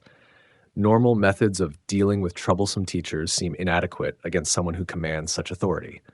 The problem extends beyond Jesus alone. Lazarus himself has become a walking miracle that draws crowds and strengthens faith in his deliverer. People journey to Bethany simply to see the man who returned from death. His very existence testifies to power that threatens established order. Some council members propose eliminating both men together. If Lazarus dies again, perhaps permanently this time, the miracle loses its power to convince doubters. Without living proof of resurrection, Jesus' claims become mere words that fade with time and retelling. Yet, practical concerns complicate such plans. Lazarus enjoys popularity among common people who view him with wonder and affection. His apparent innocence makes him a sympathetic figure. Harming him could provoke public outrage that creates more problems than it solves. The high priest weighs these considerations with calculating precision. Political survival demands careful balance between effectiveness and public perception. Actions that appear too heavy-handed could backfire and strengthen support for their targets rather than weaken it. Spies receive their instructions with careful attention to detail. They must monitor both Jesus and Lazarus, noting their movements and associates. Intelligence about their habits and patterns will guide decisions about when and where to act. Knowledge becomes the foundation of successful strategy. Gold changes hands as informants accept payment for their services. Judas Iscariot's name appears among those willing to provide insider information about Jesus' activities. Greed opens doors that loyalty might otherwise keep closed. The betrayal begins with silver coins and whispered promises. Security around key religious sites increases as authorities prepare for possible confrontations. Temple guards receive orders to watch for Jesus and report his presence immediately. No public appearance must go unnoticed or uncontrolled by those who seek his capture. The charges against Jesus begin taking shape in legal minds skilled at finding grounds for condemnation. Blasphemy provides the most serious accusation under Jewish law.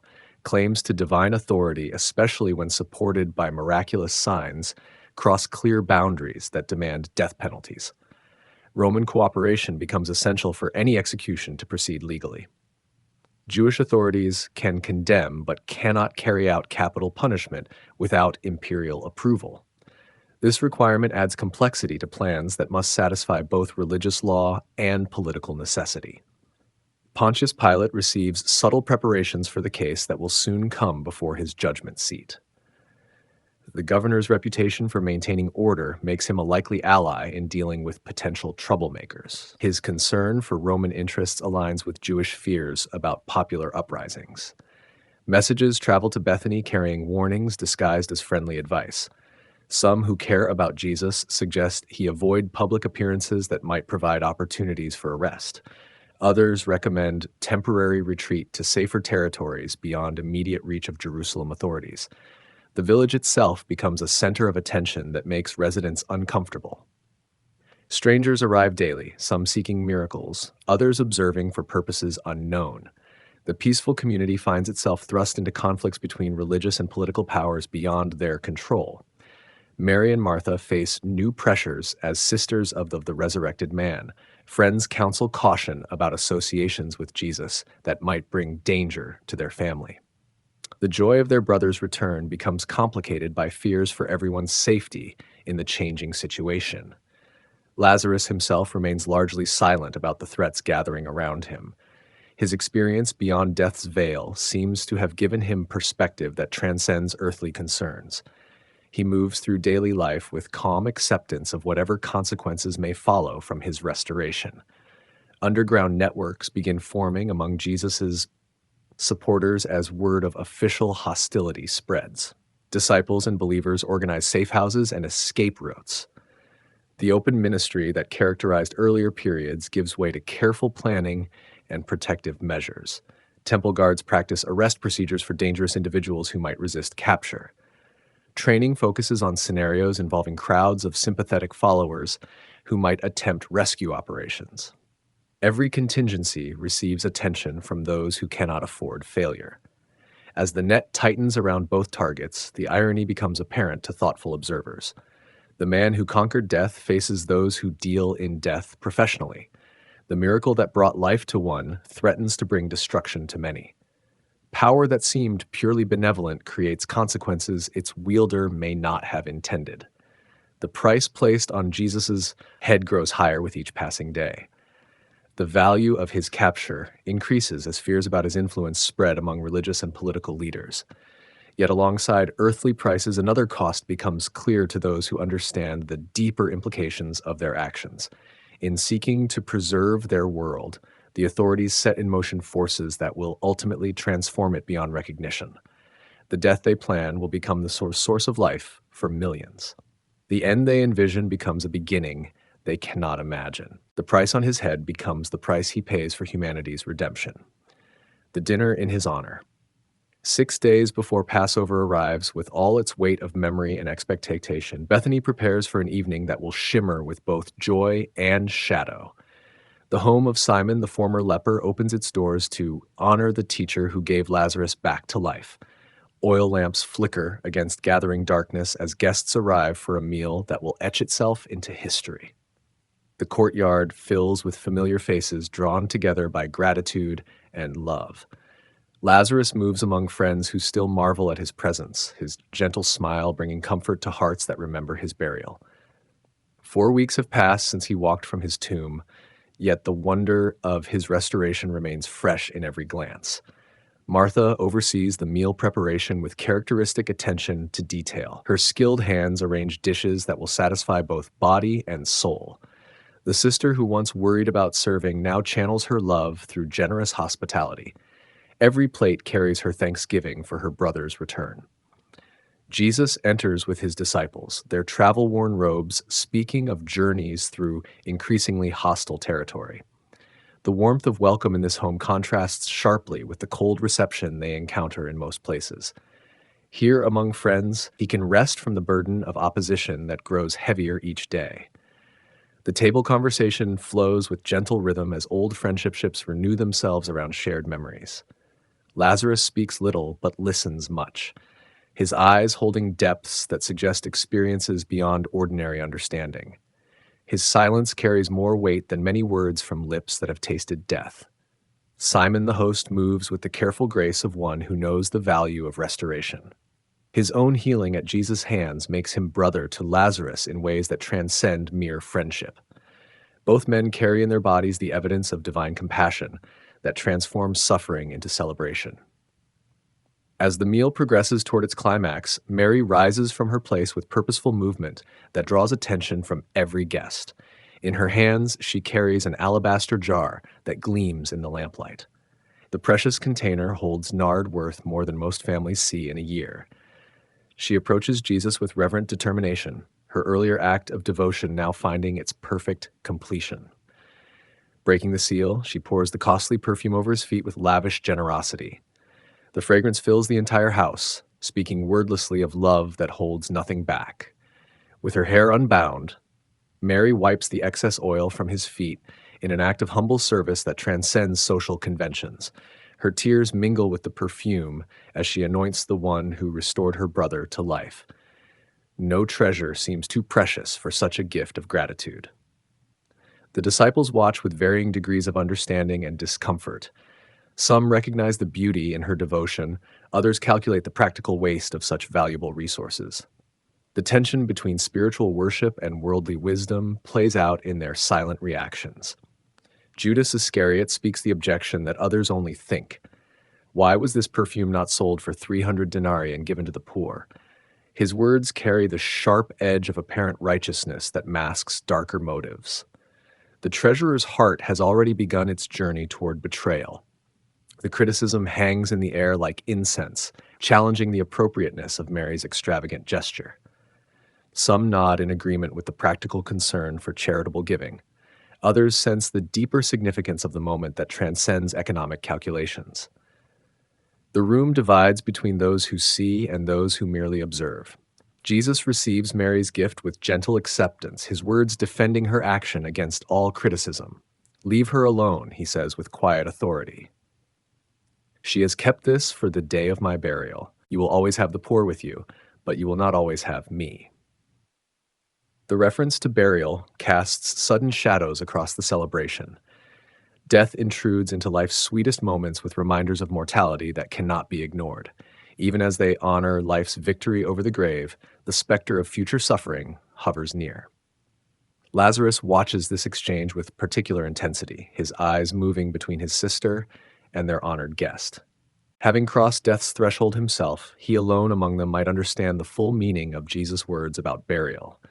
His silence carries weight of knowledge that others cannot yet comprehend. The evening continues with subdued joy as the implications of Mary's anointing settle into every heart. The perfume's fragrance lingers as both blessing and prophecy, speaking of devotion that anticipates sacrifice. Love prepares for loss even in moments of greatest happiness. Outside the warm circle of friendship, darker forces gather strength for actions that will soon shatter this peaceful scene. Spies note who attends this dinner and what words are spoken. Information flows toward those who wait for opportunities to strike at Jesus and his followers. The contrast between inner and outer worlds grows more stark as the night deepens. Within Simon's home, love and gratitude create sanctuary from storms that rage beyond. But walls cannot forever hold back the hatred that builds pressure like water behind a dam. As guests prepare to depart, the fragrance of Mary's gift clings to clothing and memory alike. They carry with them the sweetness of devoted love and the bitter knowledge of impending separation. 6 days remain before Passover brings its own fulfillment of ancient prophecies written in blood and redemption. The dinner ends, but its meaning extends far beyond this single evening. Mary's anointing has prepared the one who gave her brother life for the death that will give life to the world. In honoring him, she has honored the sacrifice that awaits. Love has found its perfect expression in preparation for ultimate loss. Crowds come for the living. Proof, morning light reveals streams of humanity flowing toward Bethany along every path and road. Word of Lazarus spreads like ripples from a stone dropped in still water, reaching villages and towns throughout Judea and beyond. They come not just to see Jesus, but to witness the man who walked out of death's domain. Families pack provisions for journeys that stretch their meager resources.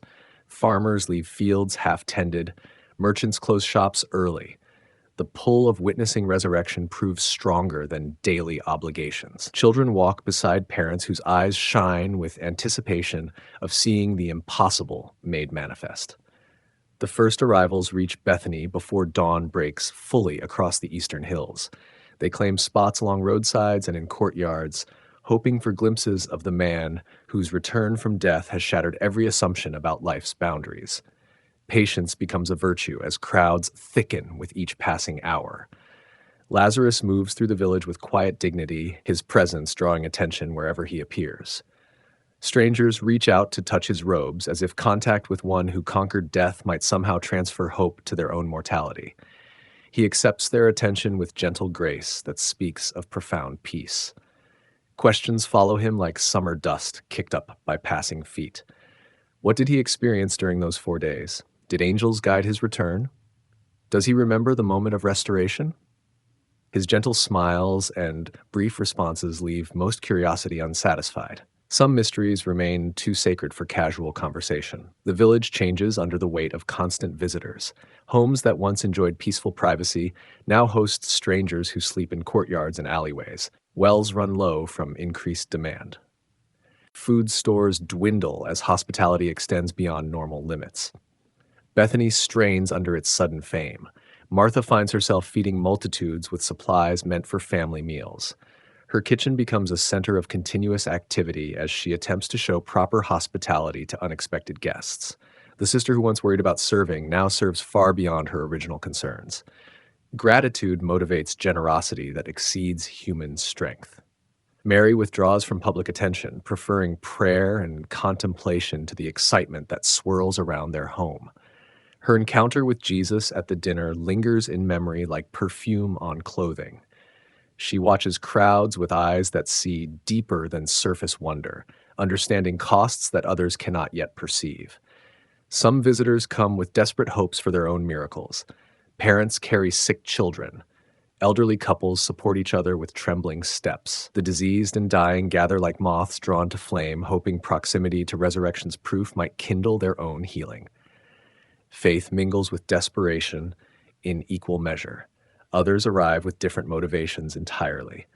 Religious leaders from distant synagogues study Lazarus with scholarly intensity, seeking explanations that fit within their understanding of divine law. Their questions probe for weaknesses in his story or signs of deception that might discredit the miracle they cannot deny. Skeptics mingle with believers in crowds that grow larger each day. Some mock what they consider elaborate theater designed to fool simple minds. Others examine every detail with scientific precision, searching for natural explanations that might account for apparent resurrection. Truth faces scrutiny from every angle. The authorities in Jerusalem receive regular reports about the gathering crowds in Bethany. Each messenger brings news that increases their alarm. The man they seek to arrest draws followers like honey draws bees. His influence spreads beyond their ability to control or contain it through normal means.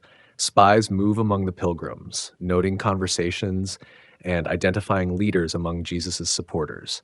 Names go onto lists that will prove valuable when arrests begin. Faces receive careful study for future recognition. Intelligence gathering accelerates as political pressure builds for decisive action. Guards stationed along roads report the continuous flow of people toward the village where resurrection occurred. Caravans divide as some members choose detours to witness the miracle firsthand. Trade routes shift temporarily as commerce bends toward curiosity about life conquering death. Local merchants arrive with goods to sell to hungry crowds. Bread vendors and water carriers find eager customers among pilgrims who traveled light. The economics of miracle tourism develop rapidly as supply struggles to meet unexpected demand. Even divine wonders create earthly opportunities. Children play games that incorporate stories of men walking from tombs. Their innocent joy contrasts with adult anxieties about implications and consequences. Young minds accept resurrection as readily as they accept sunrise, unburdened by philosophical complexities that trouble their elders. Evening brings temporary respite as many visitors seek shelter in nearby villages or under olive trees that dot the surrounding hills. Campfires create pools of light that dot the darkness like earthly stars.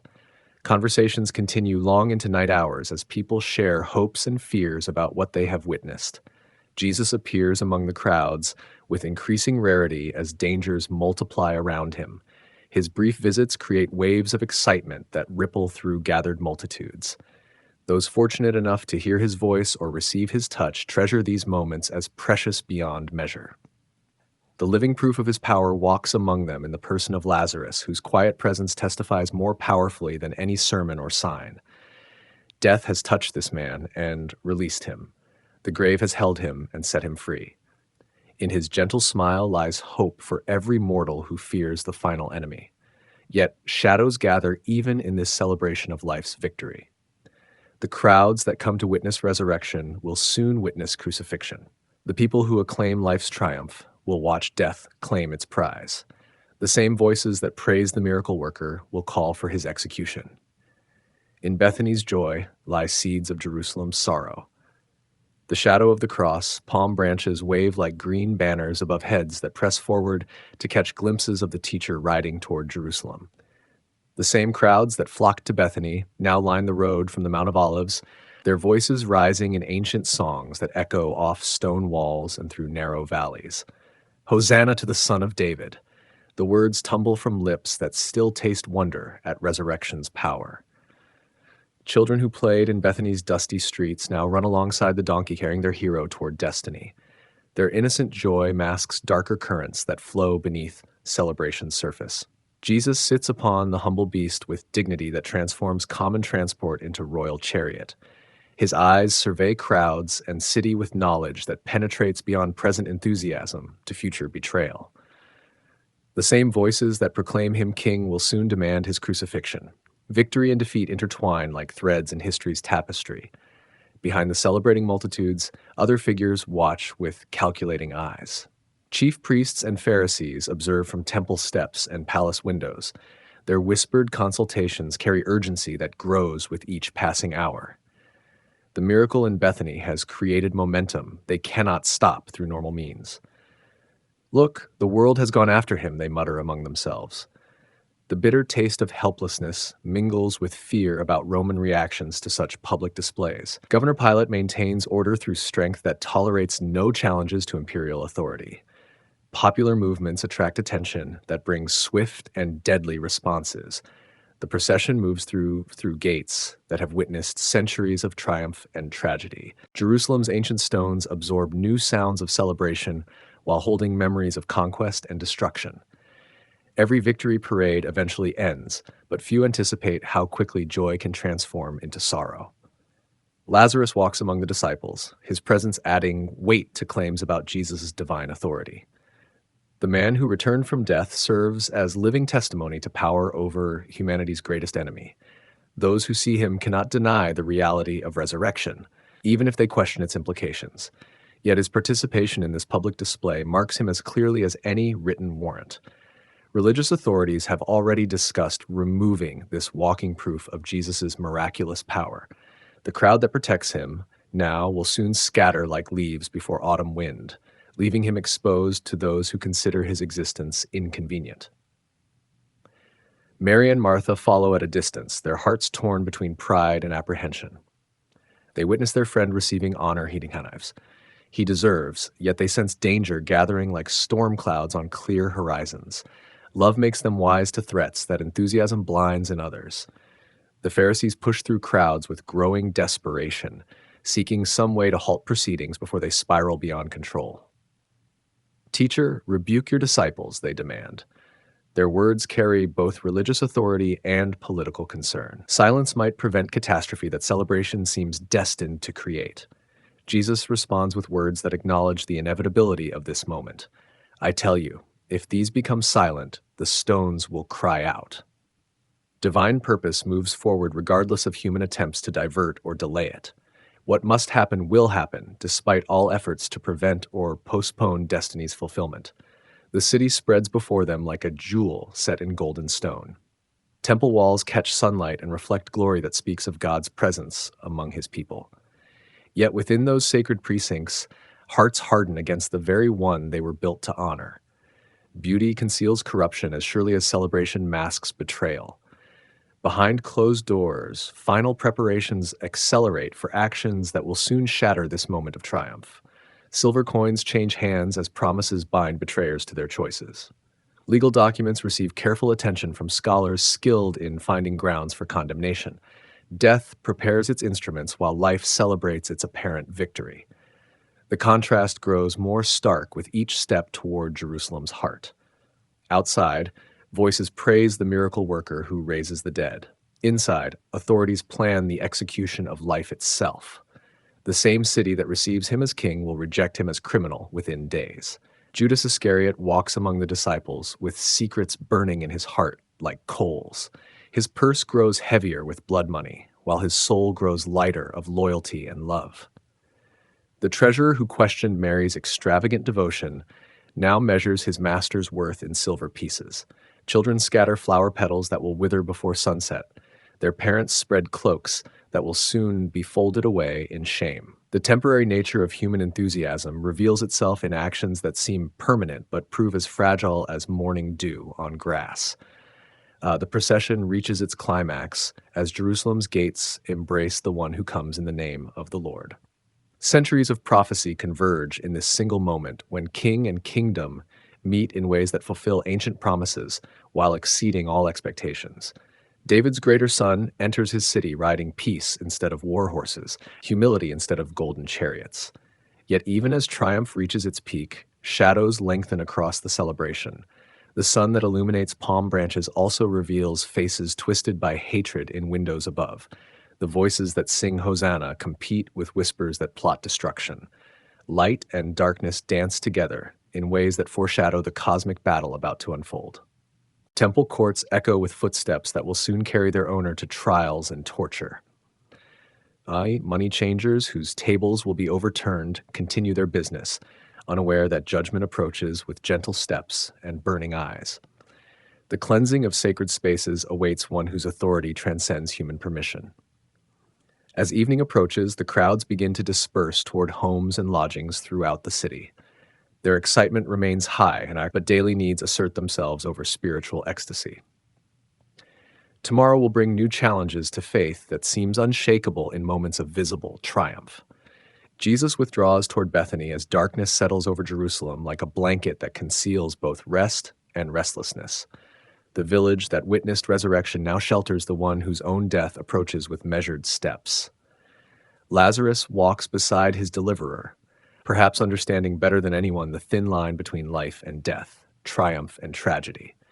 The authorities work through the night, their counsels extending beyond normal hours, as urgency drives decision and action. Maps of the city receive careful study. Guard schedules undergo revision. Legal precedents face examination by minds determined to find justification for predetermined conclusions. In quiet homes throughout Jerusalem, families discuss the day's events with wonder and concern. Children ask questions that adults struggle to answer. What does it mean when one who raises the dead enters their city? How should they respond to power that seems both divine and dangerous? The shadow of the cross falls across every conversation, though few yet recognize its shape. The instrument of execution waits in Roman storage, ready to transform celebration into mourning within a single week. The king who entered in triumph will exit in agony. Yet even this apparent defeat serves purposes beyond human understanding. After the crucifixion, 3 days of darkness settled over the earth like a shroud that muffled sound and stifled hope. Jerusalem's stones, which had echoed with Hosanna just a week before, now absorbed tears and whispered fears. The teacher who raised Lazarus from death had himself tasted the bitter cup of mortality. Bethany mourned in ways that exceeded even their grief for Lazarus before his restoration. That earlier sorrow had carried hope of reunion beyond death's veil. This new grief felt different, final, crushing. The one who conquered death for others had apparently succumbed to it himself. Mary sat in the same courtyard where Jesus had dined just days earlier. The fragrance of her precious nard had long since faded, replaced by the acrid smell of fear that clung to everything like morning mist. Her sacrifice of perfume now seemed prophetic in ways she had not imagined possible. Martha moved through household routines with mechanical precision, her hands performing familiar tasks while her mind struggled to process the impossible. How could the one who called her brother from the tomb lie silent in his own grave? Power over death should have protected him from death's claim. Lazarus himself became a figure of particular fascination and concern in these dark hours. His resurrection proved Jesus' authority over the grave, yet that same authority had failed to save its possessor from crucifixion's agony. The contradiction troubled every heart that pondered these events. Disciples scattered like sheep without a shepherd, their faith shattered by the brutal reality of Roman execution. They had followed one who seemed invincible, whose power over disease and death suggested immunity from earthly harm. The cross revealed the limits of their understanding and the fragility of their commitment. Some sought refuge in Bethany, drawn by memories of miracles and friendship that had flourished in this peaceful village. They found comfort in proximity to Lazarus, whose continued life testified that Jesus' power had not been entirely illusion. Yet questions multiplied faster than answers in their troubled minds. The authorities in Jerusalem experienced different emotions during these 3 days of apparent victory. Their enemy lay silent in a borrowed tomb, sealed with stone and guarded by soldiers. The troublesome teacher who had threatened their position now posed no danger to anyone. Peace seemed restored through decisive action, yet unease lingered even among those who celebrated Jesus' death most openly. The manner of his dying had been strange, marked by supernatural signs that defied natural explanation. Earthquakes and darkened skies suggested forces beyond human control at work in these events. Reports reached them about the temple veil tearing from top to bottom at the moment of Jesus' death. This massive curtain, which separated the Holy of Holies from the rest of the sacred space, had split as if divine hands had rent it in two. The symbolism troubled even hardened hearts. Some remembered his words about destroying the temple and razing it in 3 days. At the time, these claims had seemed like blasphemous boasting worthy of death. Now they wondered if deeper meanings lay hidden in statements that appeared merely arrogant when first spoken. Pilate found himself reviewing the case with growing discomfort. He had sought to release Jesus, recognizing no crime worthy of capital punishment. Political pressure had forced his hand, but conscience continued to whisper accusations that imperial authority could not silence. The governor's wife added her own disturbing dreams to his troubled thoughts. Her warnings about the righteous man had proven prophetic in ways that suggested supernatural knowledge. Some prisoners deserved their fate. This one seemed different in ways that defied easy explanation. On the 3rd day, rumors began spreading through Jerusalem's narrow streets like wildfire through dry grass. Guards at the tomb reported strange occurrences that challenged their understanding of natural law. Angels, they claimed, had rolled away stones that should have been immovable. Women who visited the grave found emptiness where they expected to discover a corpse. The body that had been placed there with such care was gone, leaving only burial cloths that retained the shape of the one who had worn them. Resurrection whispers began replacing crucifixion certainties. In Bethany, these reports reached ears that were prepared to believe what others dismissed as hysteria or deception. Lazarus, who had experienced his own restoration to life, listened with growing hope that his deliverer might have conquered death permanently rather than temporarily. Mary and Martha exchanged glances that spoke of possibilities too wonderful to voice aloud. Could the one who had given them back their brother have found his own way out of death's domain? Their hearts dared to hope what their minds struggled to accept. As evening approached, footsteps on familiar paths drew attention from those who watched the roads with desperate longing. A figure approached whose gait seemed known yet impossible. The dead do not walk. Yet Lazarus had walked. Perhaps others could follow the path he had pioneered. The resurrection of Jesus, when it came, would surpass even Lazarus' return from the grave. Where one man had been restored to mortal life that would eventually end again, Jesus would rise to immortal existence that death could never touch. The firstborn from the dead would open doors that remained permanently open for all who followed. But that victory lay hours in the future as darkness slowly gave way to dawn. The third day was beginning, though few yet understood what it would bring. Hope stirred in hearts that had known only sorrow since Friday's tragedy. Death was about to discover that it had overreached itself in claiming the author of life. Legends of the man who returned years flow like water through cupped hands, carrying stories that grow richer with each telling. Lazarus, the man who walked from death's embrace, becomes a figure of legend whose footsteps echo through centuries of Christian memory. Truth and tradition weave together until separating them becomes as difficult as dividing light from shadow. The earliest accounts place him on a ship bound for Cyprus, driven from Judea by persecution that swept through the early church like wildfire. Roman authorities, uncomfortable with resurrection stories that challenged imperial claims to ultimate power, encouraged the departure of those whose very existence testified to supernatural realities. On that Mediterranean island, according to tradition, Lazarus accepted the burden of episcopal authority. The man who had known death's cold touch now shepherded souls toward eternal life. His sermons carried weight that came not from rhetorical skill, but from personal experience of realms beyond mortal understanding. Believers gathered to hear him speak of things no living person had witnessed. Yet his words about death remained carefully guarded, as if some experiences demanded silence rather than description. Perhaps the journey beyond breath carried truths too sacred for casual conversation, mysteries that required protection from curious minds. Other stories carry him westward to the shores of France, where merchant vessels from Palestine deposited refugees from religious conflict.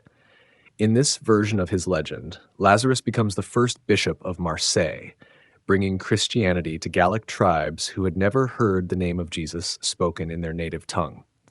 French traditions speak of miracles that followed in his wake as he preached throughout Provence. The power that had restored him to life seemed to flow through his hands toward others who suffered from disease and spiritual darkness. His touch carried healing that convinced skeptical hearts of divine presence among them. Some accounts describe his appearance as changed by his brief sojourn in death's realm. His hair had turned white as mountain snow. His eyes held depths that spoke of visions beyond earthly comprehension. Those who met him sensed they encountered someone who had crossed boundaries that typically remain impassable. Yet another tradition keeps him closer to his homeland, retreating to caves in the Judean wilderness, where hermits sought solitude for prayer and contemplation. In this version, Lazarus becomes a desert father whose wisdom drew seekers from distant lands to learn from one who had experienced ultimate mysteries. The caves near Bethany still bear his name in local memory, though centuries have obscured historical accuracy beneath layers of devotional imagination. Pilgrims visit these rocky sanctuaries, hoping to absorb some essence of resurrection power that might linger in places where the risen man once prayed. Byzantine traditions elaborate these stories with details that satisfy curiosity while maintaining reverence for the sacred. They describe his struggles with ordinary life after extraordinary experience. How does one who has known death's peace find contentment in life's turmoil? How does one who has seen beyond the veil relate to those who live within it? Some legends suggest he wept frequently, not from sorrow, but from longing to return to realms of peace he had been forced to abandon.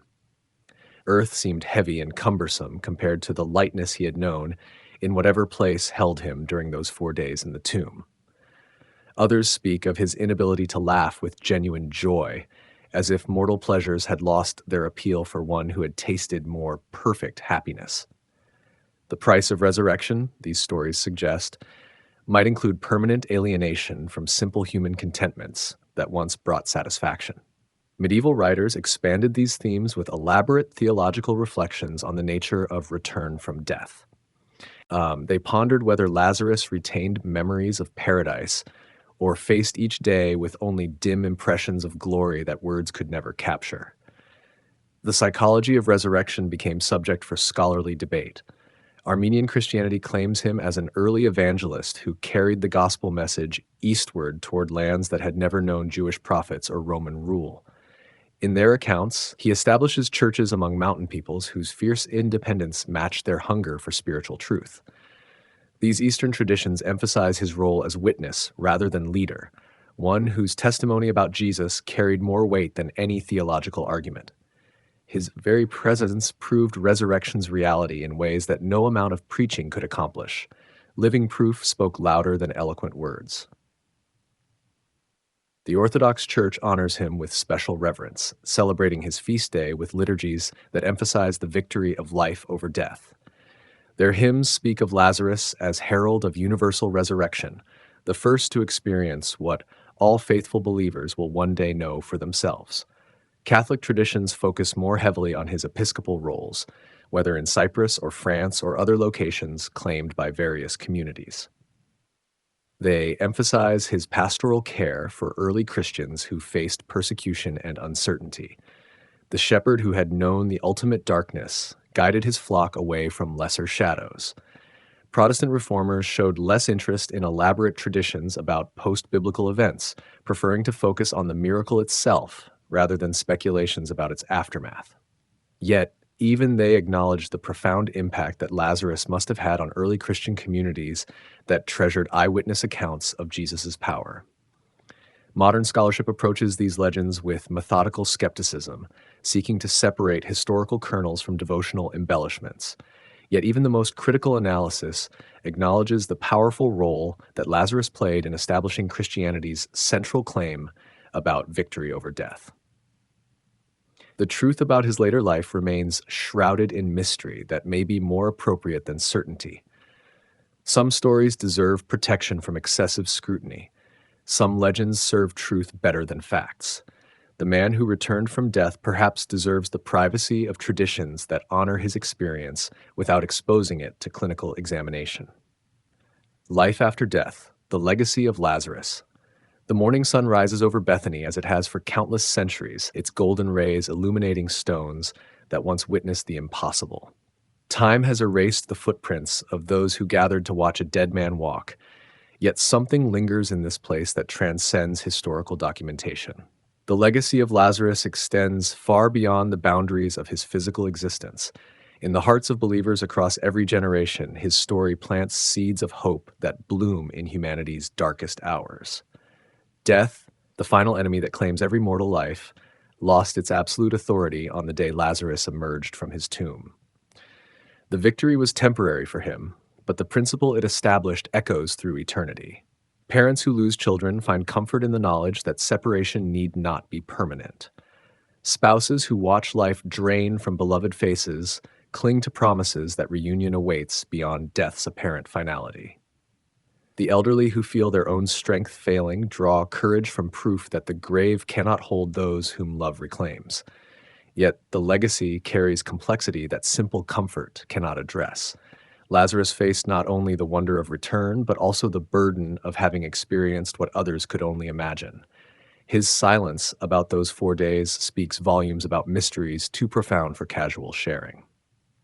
Modern medicine sometimes achieves what seems like resurrection when hearts restart after stopping, when breathing resumes after ceasing. Those who return from clinical death often describe experiences that echo ancient accounts of journeys beyond the veil. Light, peace, encounters with figures of love. These reports bridge centuries with consistent themes. But Lazarus was different. 4 days of death exceeded any temporary cessation of vital functions. Decomposition had begun. Hope had died with hope's object. His return challenged not just medical understanding, but metaphysical assumptions about the nature of existence itself. The theological implications ripple through Christian doctrine like stones dropped in still water. If Jesus could raise the dead, what limits existed on divine power? If death could be reversed, what finality could earthly authority claim? These questions troubled first-century rulers and continue to challenge modern skeptics. Artists throughout history have attempted to capture the moment of Lazarus' emergence from the tomb. Painters depict him wrapped in burial cloths, stumbling toward light. Sculptors carve figures that seem to move between death and life. Musicians compose melodies that speak of triumph over humanity's greatest fear. Writers weave his story into novels and poems that explore themes of second chances and renewed purpose. What would it mean to return from death with knowledge of what lies beyond? How would such experience change one's priorities, relationships, and understanding of life's meaning? The scientific worldview that dominates modern thinking struggles with resurrection accounts that defy natural law. Researchers seek explanations within known parameters: suspended animation, premature burial, mass hallucination. Yet none of these suggestions adequately address the specific details recorded in ancient texts. This tension between faith and reason finds its focus in Lazarus more than any other biblical figure. Healings might be explained through psychosomatic factors. Miraculous provisions could involve previously unknown resources. But resurrection from 4-day death challenges materialistic assumptions at their foundation. Some find in his story permission to hope for scientific breakthroughs that might eventually conquer death through technology rather than divine intervention. Cryogenic preservation, genetic therapy, artificial intelligence, modern methods seek to achieve what ancient power accomplished through supernatural means. Others discover in his tale warnings about the dangers of playing God, of attempting to reverse natural processes that serve purposes beyond human understanding. Perhaps death serves functions that life cannot fulfill.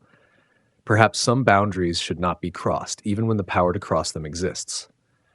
The archaeological record maintains stubborn silence about specific details of Lazarus' life and death. No tomb bears his name with certainty. No inscription testifies to his extraordinary experience. The silence might be protective, preserving mystery that excessive documentation could diminish. Bethany itself has changed beyond recognition from the quiet village that once hosted miracles. Modern buildings crowd ancient sites. Tourism brings crowds that dwarf the gatherings that once came to see the resurrected man. Progress has its own way of burying the past beneath layers of contemporary concern. Yet pilgrims still arrive seeking connection with events that shaped their faith. They touch stones that might have witnessed impossible sights. They walk paths that could have felt the footsteps of the risen dead. The power of place transcends historical verification through the alchemy of reverent imagination. Medical professionals who work with dying patients sometimes report encounters that seem to echo Lazarus' story. Individuals pronounced dead return to life unexpectedly. Family members describe visitations from deceased relatives. The boundary between life and death proves more porous than materialistic assumptions suggest. Hospice workers, emergency room doctors, and others who encounter death regularly often develop perspectives that honor mystery alongside medical knowledge. They learn that some experiences cannot be reduced to neurochemical explanations or psychological phenomena. Reality includes dimensions that exceed scientific measurement. The legacy of Lazarus ultimately rests not in historical details that can be verified or disputed, but in the hope his story kindle in mortal hearts that long for something beyond the grave. He stands as humanity's representative in the great experiment of return from death, the pioneer who blazed a trail others might one day follow. His silence about the experience preserves its sacred character, while his return testifies to possibilities that transcend current understanding. Some truths cannot be spoken, only lived. Some proofs cannot be demonstrated, only experienced. Some legacies cannot be inherited, only received as gifts of grace. In the end, Lazarus represents every human soul's deepest longing, the desire to conquer death through love that proves stronger than the grave. His story becomes our story in the realm of hope, where faith writes its own history and love authors its own conclusions about the ultimate nature of existence. The sun sets over Bethany as it has for countless centuries. But the light that once called a dead man to life continues to shine in hearts that refuse to accept death as the final word. The legacy lives on in every act of love that defies mortality, every hope that transcends the grave, every faith that believes in life beyond death's shadow.